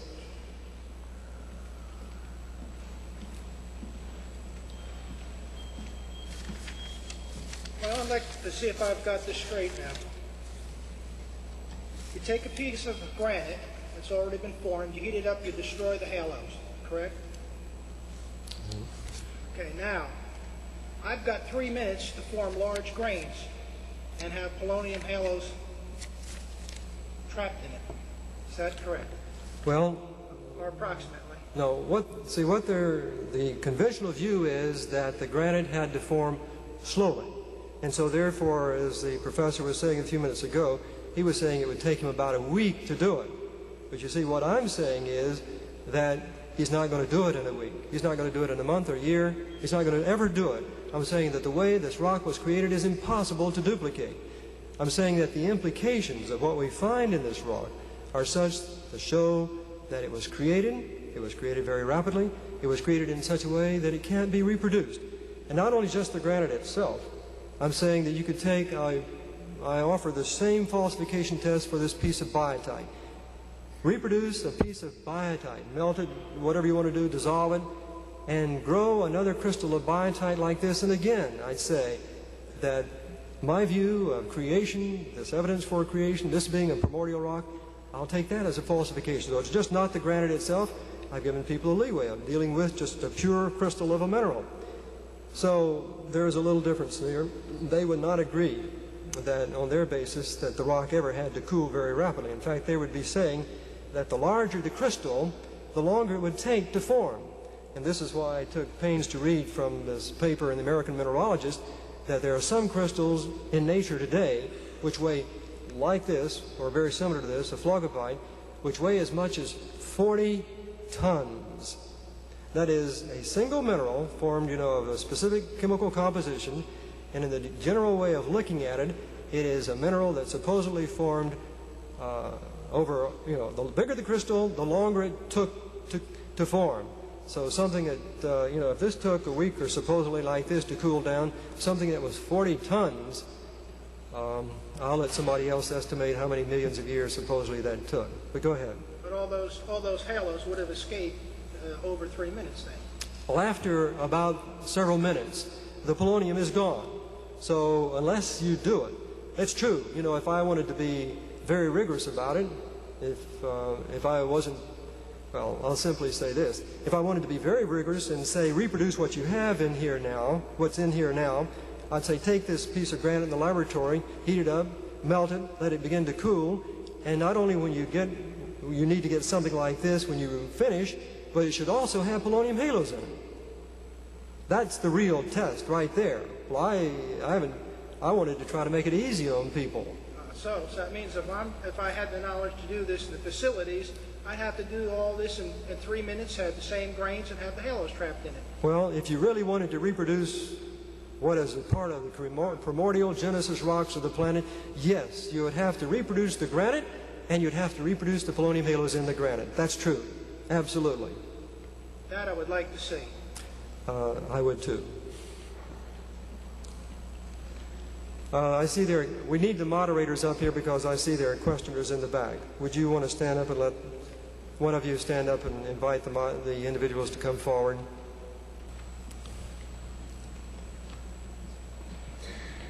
Well, I'm Bill Bloss in the physics department, and I'd like to compliment you on a fine piece of work on the radiation halos, and also on a rather, in my estimation, creative explanation for the ones that are difficult to explain on the basis of the uranium chain. I'm bothered, however, by a comment in your book on page 49, where you say the last chapter emphasized that when I associate polonium halos in granites with extinct natural radioactivity, scientists understand this to imply only a few minutes elapsed from nucleosynthesis to the formation of the solid Earth. Okay, well, follows. And you say, as figure 2.4 illustrates, which was up on the board, only nucleosynthesis that could accomplish this feat is nucleogenesis, initiated by the Creator, that of virtually instantaneous creation of the Earth. I would suggest that you consider a parallel. I'm sure you're familiar with the line spectrum of hydrogen, and in 1900 it was not explainable, not understood, although it could be calculated with the Balmer series. Perhaps Balmer or Bohr might have come along and suggested that these were, in fact, Genesis atoms. And it would be very much similar, in a sense, to the argument that you're making, because I cannot explain this on any other basis than the one that I put forward, and because nobody will refute the argument, that it must stand. And it doesn't really follow that that's true. It doesn't follow that you're wrong, but it doesn't follow we should all jump up and try to refute what you say, mainly because you haven't broadened the spectrum of your argument to include a preponderance of the evidence. I appreciate you saying what you did. Let me just ask you, in the context of your comment about the Balmer lines and, of course, the fact that in 1900 they could not all be accounted for. Now, what I'm saying, I think, is substantially different than the analogy example you've just given, for the following reason. At the time that we were discussing, bringing out here, which of course was the turn of the century, we both know that quantum mechanics had not even come into existence. We know that the Bohr atom was not around at that particular time. As you say, there was some basis for understanding some of the spectral lines, but not all of them. Now, is it not true that we realize, the history of physics tells us, that the physicists of that day realized that they were coming into a period where new ideas, new concepts in physics were going to be generated? As we both know, in the late 1860s, we have Hertz, we have Maxwell with electromagnetism, we have the discovery of radioactivity, we have the X-rays in 1897, Becquerel, and then around the turn of the century, radioactivity being discovered, then alpha radioactivity by Rutherford, alpha, beta, and gamma rays. Now, this was a period of time, I think, where physicists generally recognized that new developments were immediately on the horizon, and they didn't have an understanding fully, for example, of the atom itself. Now, I didn't find, as I read the history of physics, that people were postulating that the Balmer lines were necessarily the result of creation. What they were doing was asking whether or not those lines were going to tell them something about a deeper understanding of the theory than they had at the present time. Now, coming back to 1987, we have come down the road, 80 some odd years, and as you well know, being in the physics department, we've progressed considerably in our understanding of nuclear physics. But you see, what I'm saying doesn't involve any deep, complex nuclear physics. It doesn't involve any deep, complex geology, supposedly, except that I claim it can't be reproduced. In other words, there are no principles here that need yet to be discovered that would enable people to go and do this synthesis or this falsification test. No one is claiming that we have to have new laws. That's the whole point, that the uniformitarian principle says the laws that we know today are sufficient to reform this granite. Whereas in 1900 with the Balmer lines or thereabouts, people were actively searching for not only an explanation for the Balmer lines, but for many other aspects of atomic and nuclear physics. So, I'm not interested in, we can have a difference of opinion, but I'm just telling you the reasons why I would feel differently about your comment. Well, I think really what I was trying to suggest is that one has to consider the modeling possibilities. If you cannot generate a model, which you have generated a model, okay? At the same time, a model could have been generated in 1900 that said, the Creator is trying to send us a message. These are Genesis atoms. And nobody at that time could have refuted that until they were able to come up with a model which was able to take it into account. Now, you may have the answer. Your creative model may be the answer. But it also equally well, and considering the preponderance of evidence for the vast cosmological considerations and data which have been observed, it would seem that it's not likely, but it could happen. I'm just saying, consider the model.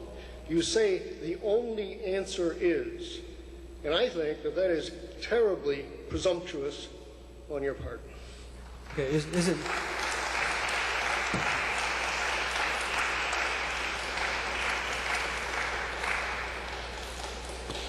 Let me say I'm happy for the applause when people, feel like that you have someone here representing your viewpoint. I think that's great.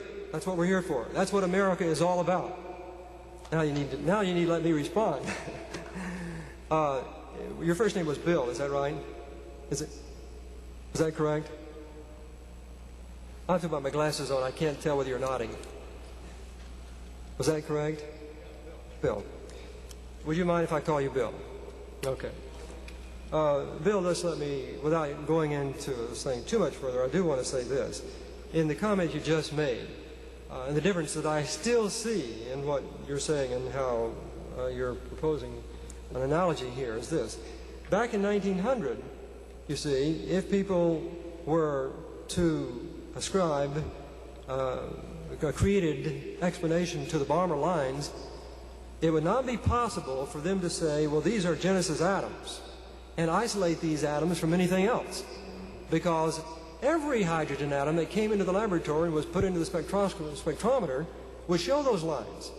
And so they would end up having to say, Genesis atoms everywhere. And so therefore they would be in the position of saying creation, creation in the here and now.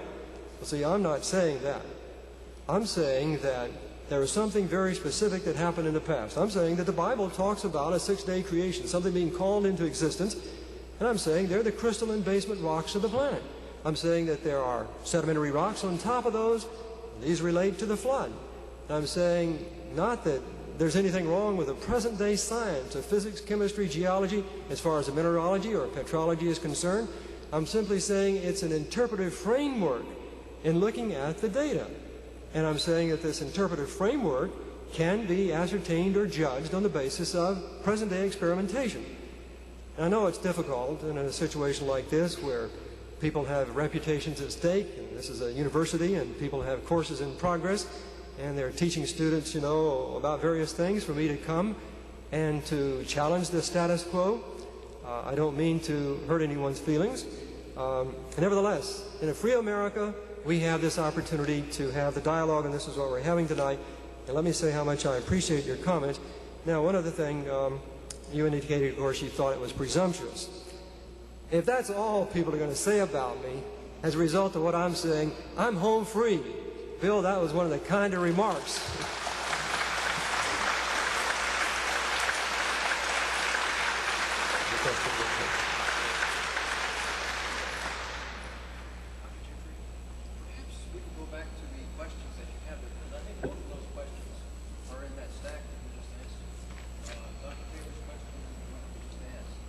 Oh, that's right. We got out of the line of questioning when someone came up.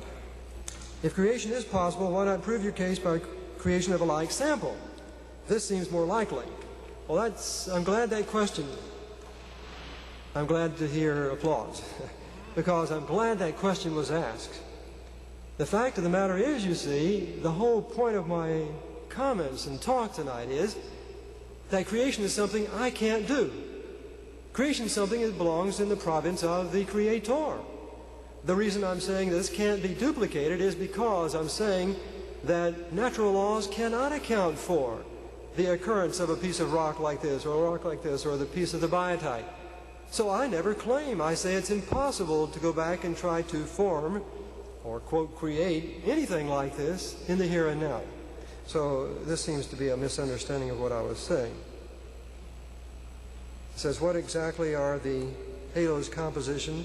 Is the color due to what? It's a radiation damage process and interaction of the radiation with the rock itself. Now, I promised you earlier I was going to give you a short analogy. If I can get this back on the camera, I will try to do it. Dare I ask someone to turn the lights out just very briefly and then turn them back on? Wait a minute, let me turn this on. All right, let's see if I can find the button. Would you turn them out just very briefly?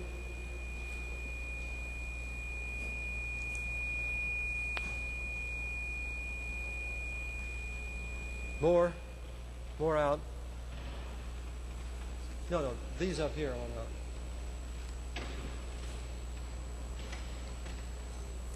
Okay.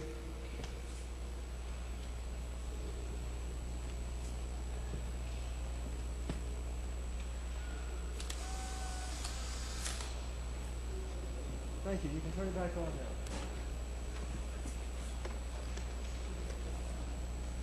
This picture, when developed here in a few minutes, or a few seconds, will hopefully show you. And I want to make an analogy between the flash of light from the camera going to the audience, coming back through the open shutter, and impinging upon the film. The rock can be compared to the film. It registers the light particles. The film registers the light particles. The rock registers the interaction of the radioactive particles. I shouldn't say light particles, the light rays. The film registers the registration of the light rays, interaction of the light rays, whereas the rock registers the interaction of the radioactive particles. The synchronization of the light with the open shutter coming through is the same as the synchronization of the radioactive particles interacting with the rock. It takes both. The instantaneous flash of light coming through the open shutter, impinging upon a template. In this case, the film. In this case, the rock. And so this is the analogy, the way in which you've got to have an almost instantaneous crystallization, creation of the light or the radioactivity in order to retain or to maintain or to produce the photograph, which is the halo in the rock itself. Perhaps this will aid at least a little bit in another simple analogy of why I'm talking about instantaneous creation in terms of the halos. Let's see, Jim Watson, I've already answered. Here we have a question from Tom Green. Could you please explain how the halos could prove or disprove the constant decay rate of radioactive elements such as uranium-238? What I'm simply saying is this. If indeed there is creation, then we have the action of laws which are above and beyond anything that we know of today. We have something being called into existence which didn't exist before. You see, that breaks the chain of events from the present back to the infinite past. If the uniformitarian principle, which is that, if you break the chain of events, if physical laws have not always been the same as at the present time, you break that chain of events, you break that constant decay rate assumption. It goes on to say, are you saying that in order for the uniformitarian principle to hold true concerning the formation of the rocks, that the polonium halos' half-lives were orders of magnitude longer than they are today? No, I'm not. I'm saying that creation itself is one of those special periods where the Creator intervened and the earth itself was brought into existence. There then followed a period of uniformity. And during that period of uniformity, the polonium decayed, the polonium halos formed.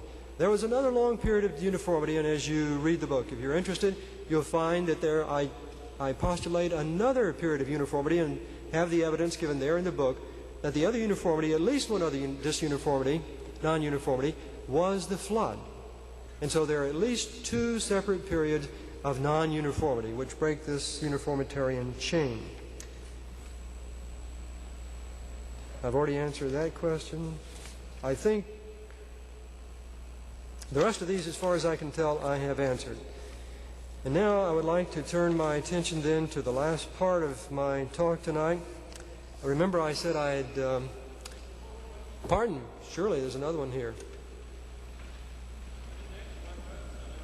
Well, if I didn't somehow, it may have gotten overlooked, but I'll be happy if you'll tell me what it was to respond.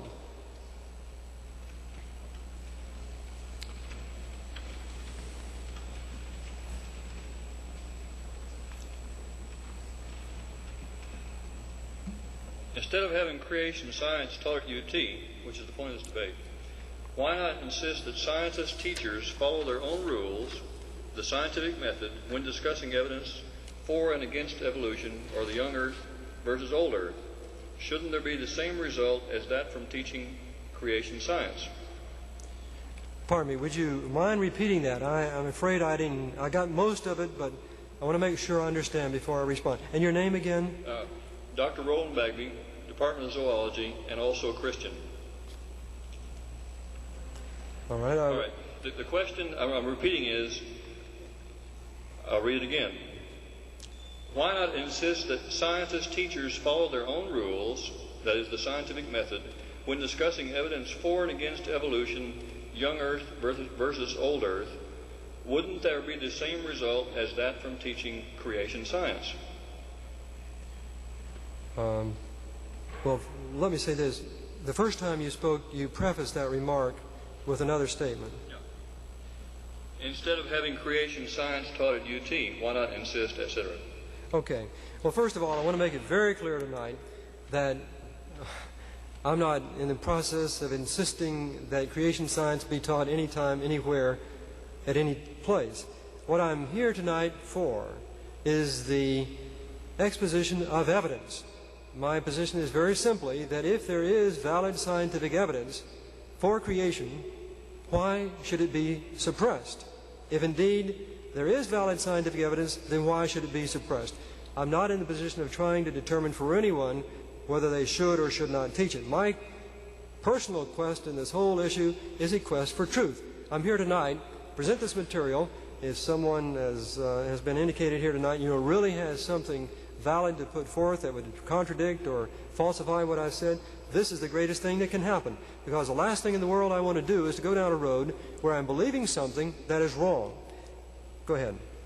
The purpose of this debate, I thought, was to determine whether or not creation science should be taught at UT. That was the question that was at the top of a lot of the editorials. And so I assumed at the end of this we would figure out whether creation science should be taught at UT. I'm suggesting an alternative. If we have honest scientists, wouldn't we have the same result as having the creation side also put forth by creation scientists? Well, there's a two-pronged answer to that. First of all, again, even though the title of the talk tonight, I didn't imply that it was a debate, but I'm very, very happy for the response. I, again, did not want to imply that I was trying to make it appear as if I was enforcing or trying to enforce or trying to prejudice or persuade people to teach creation science. It's simply a matter of coming and asking the question, should it be taught?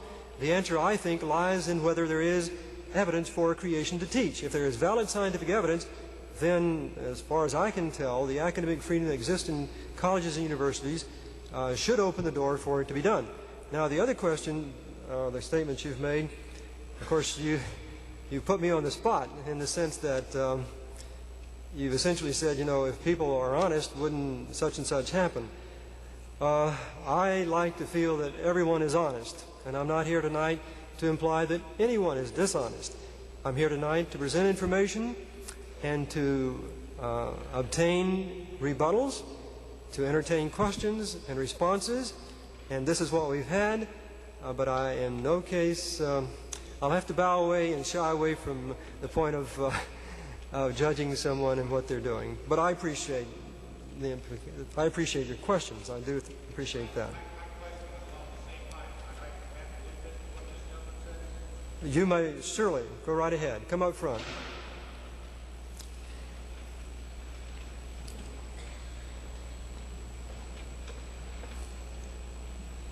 I'm Robert E. McLaughlin, recently retired professor of geology here at the University of Tennessee, chairman of the committee opposed to curricular oxymora, or COCO.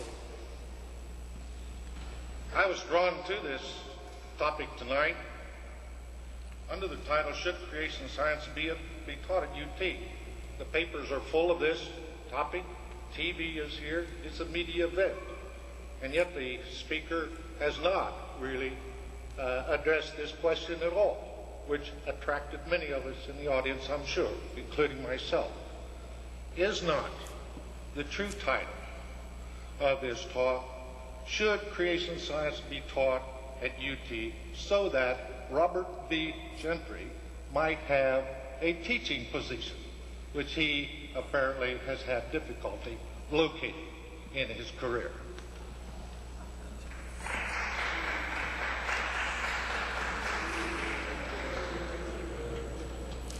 Dr. McLaughlin, I think we know someone in common. David McQueen, is that correct? All right. I think David said he was going to write you before I came. Let me say I'm very happy and pleased that you came forward and made the comments that you made. It wouldn't have been a complete night without something like this.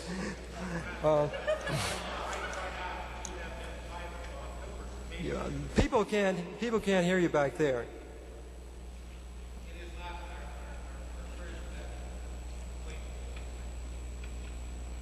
I'm sorry, I didn't.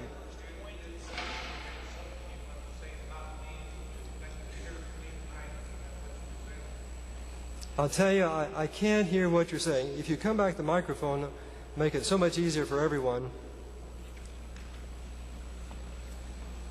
I didn't understand your question about David McQueen. He warned you that I would be in the audience. Was that the No. the idea? No. David indicated to me that he was writing a number of his old professors in the geology department to come to the meeting tonight. He wanted to hear what your response or what your impressions of the talk would be. And I said, I'm just very happy that you've been here tonight. You've been felt free to make them known to the audience. David McQueen here tonight? Not to my knowledge. Well, I'll have to write David and tell him I'm pretty disappointed. I wish there was some way I could give him my $2 back. Well, on that point, I'm very happy you stayed what you did, because I did make the comment, I did choose the title for my presentation tonight specifically because the National Academy of Sciences, in their booklet, which I've talked about at great length in my book, has repeatedly said that they oppose the teaching of creation science in the public schools because there is no evidence for creation science. And so,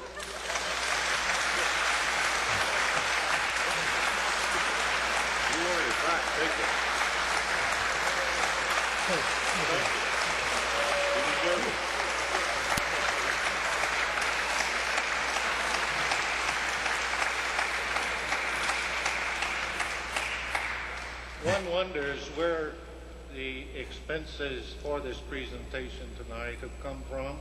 The very glittery TV ads, the fine support publication around campus for this talk. Most everyone knows that this particular topic or this advocacy is on the agenda of the PTL Club and the other evangelical. well, Dr. McLaughlin, I'm glad you said that too. I'll tell you. So let's. So maybe I could send this up to Lynchburg, where perhaps it came from, or someplace like that. Well, Dr. McLaughlin, if you want to stay there, let me respond. First of all, I'm not here to debate you. Oh. And I am disappointed that you did not address the issue, which is the topic of this talk tonight, rather than regurgitate this so-called evidence that you have for creation, but not evidence that creation should be taught as a science. This is. Oh, wait a minute. All right. Well, I'm glad you said that. Well, whenever you give me the chance, I'll make some comments.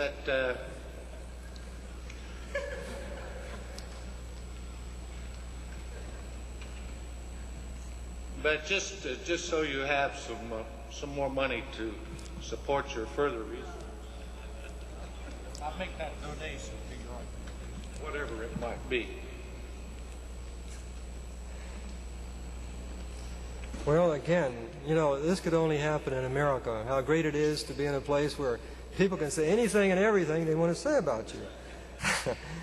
Well, let's see now. Let's go back to the comment about me not really responding to the topic tonight, as I was just saying a few minutes ago. The reason I have done what I've done tonight is really very simple to explain. The National Academy of Sciences, which I've documented in my book several times, in which you undoubtedly have seen their booklet, as we've read tonight in that letter I sent to Dr. Press, they say over and over again, in fact, that was what was published in the Physics Today article, and I've read it again tonight, they say that essentially they do not want creation science to be taught because there is no evidence for creation. There is no evidence for creation, no scientific evidence whatsoever.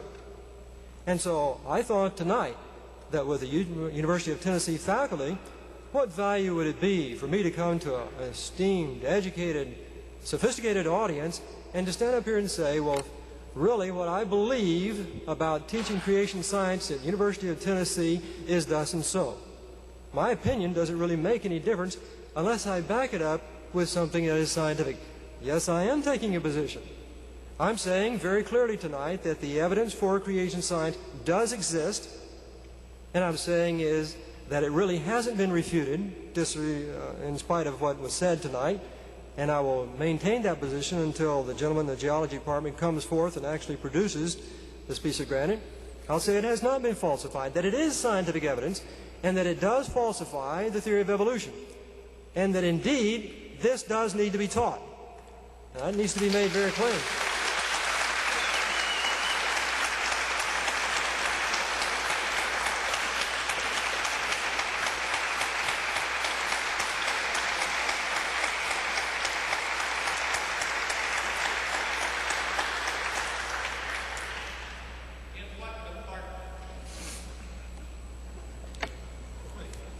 The question is, I think, in what department? We've got two hands.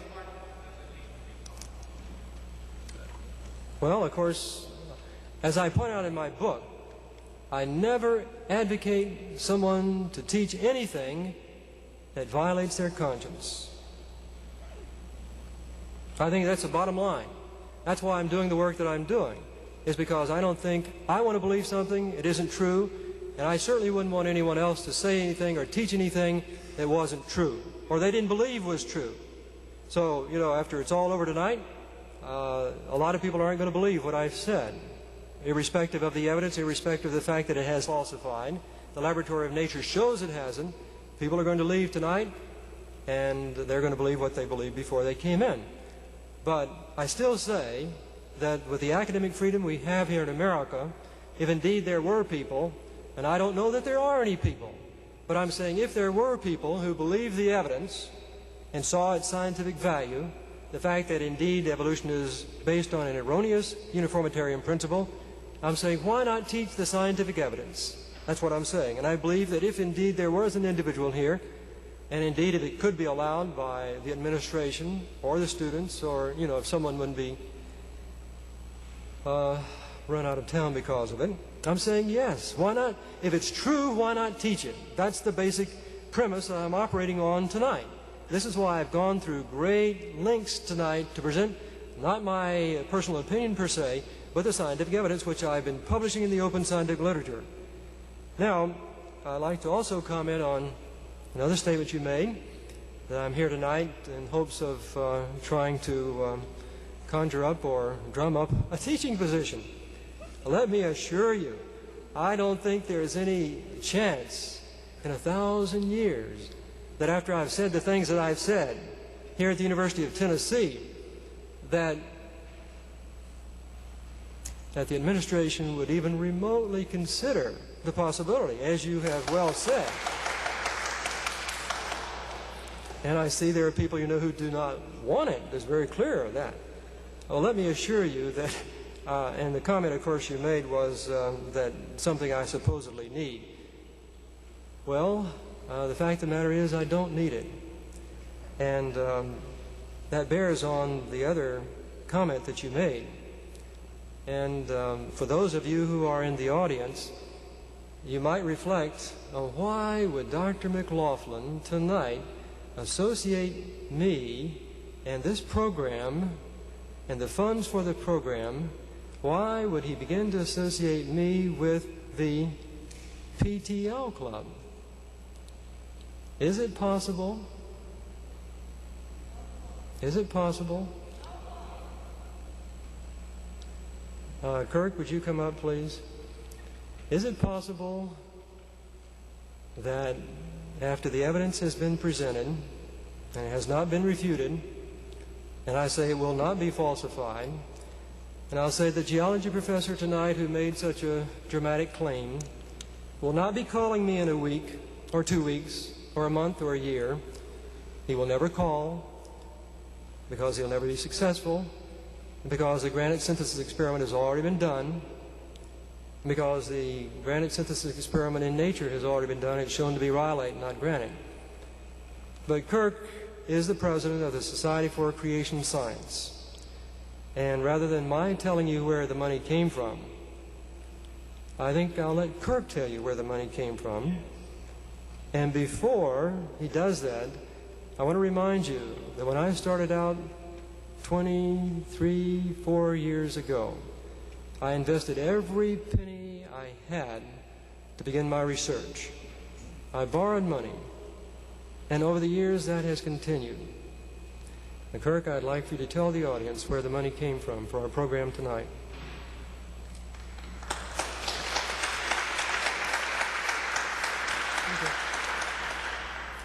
I'm rather glad he called me to the front. I, too, like you, was somewhat curious in seeing the sound system, which cost $350 tonight. We had another offer for $1,100, but that was somewhat over our budget. Anyway, I had inquired where might these funds be coming from and learned that there were businessmen who had a great enough concern and a great enough interest in this subject to want it to be made known to the nation and to the world. They have remained anonymous, and they have provided the funds for Mr. Gentry to write his book. I think that's a very honest way for him to conduct his business through the private grants of concerned citizens to continue this effort. Thank you for asking. In other words, I paid for it out of my own money and was hoping, of course, that the sale of the books tonight would cover my expenses. Obviously, that isn't going to happen. Obviously, I'm going to be greatly the loser in terms of my finances in doing what I've done. But as far as I'm concerned, it was all worth it. Thank you, Kurt. But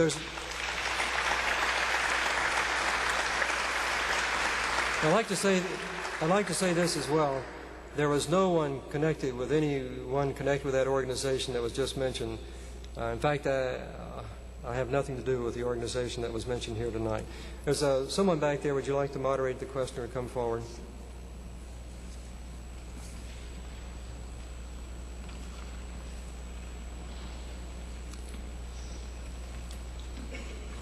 The gentleman that just spoke, Dr. McLaughlin, says he was somewhat disappointed.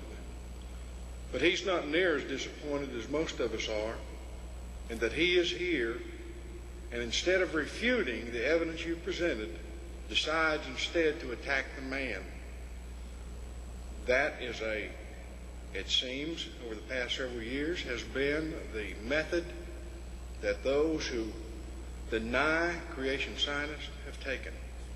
If the evidence is there to refute it, we all call for them to present it. And if not, to get behind it, but not attack the man.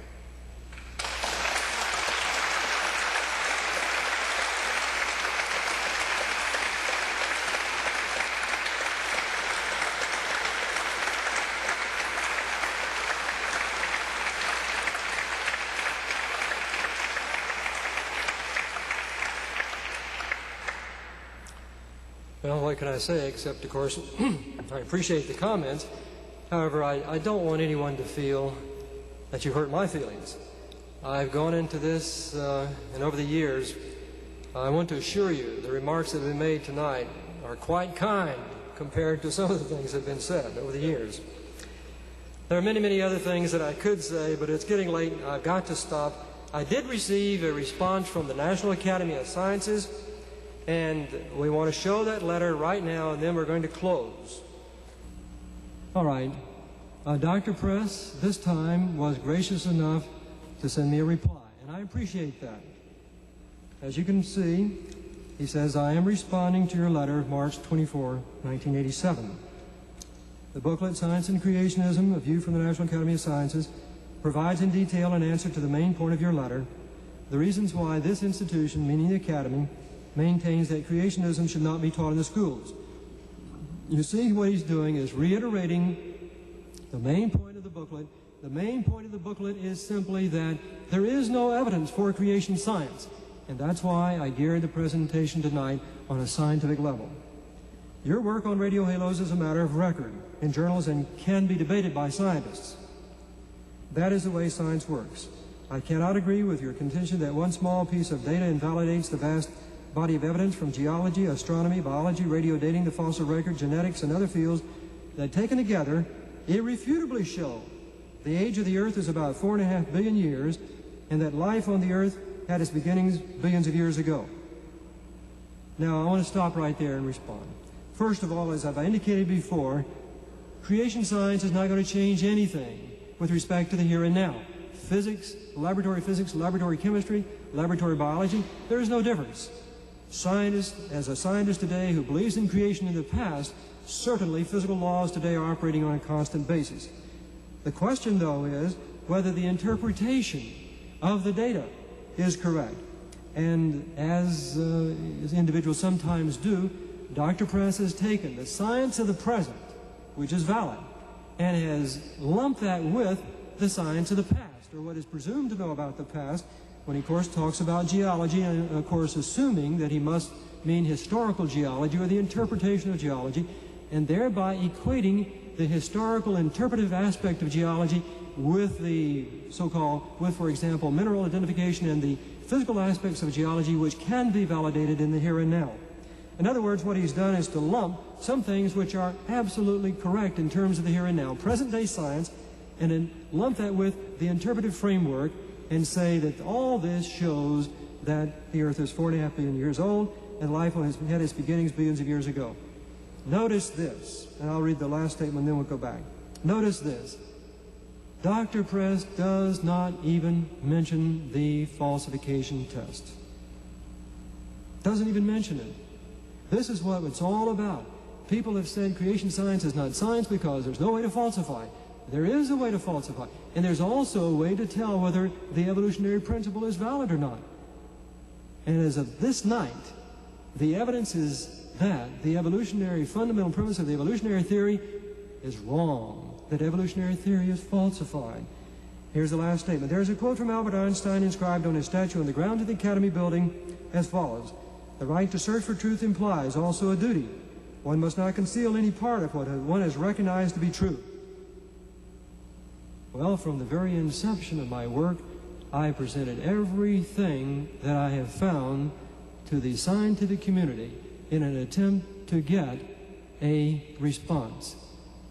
I have hidden and concealed nothing. You may reflect tonight as you leave whether the same has been true in respect to the way in which the work that I have done has been presented to the scientific community. My whole book is an attempt to reveal everything that is done. And the thing I want to reveal the most tonight, which is yet to be responded to by factual evidence, is the evidence for creation in terms of the falsification test, the Creator creating something which today cannot be reproduced. I would urge you to consider all the evidence. This I have done. This, too, is the way science works.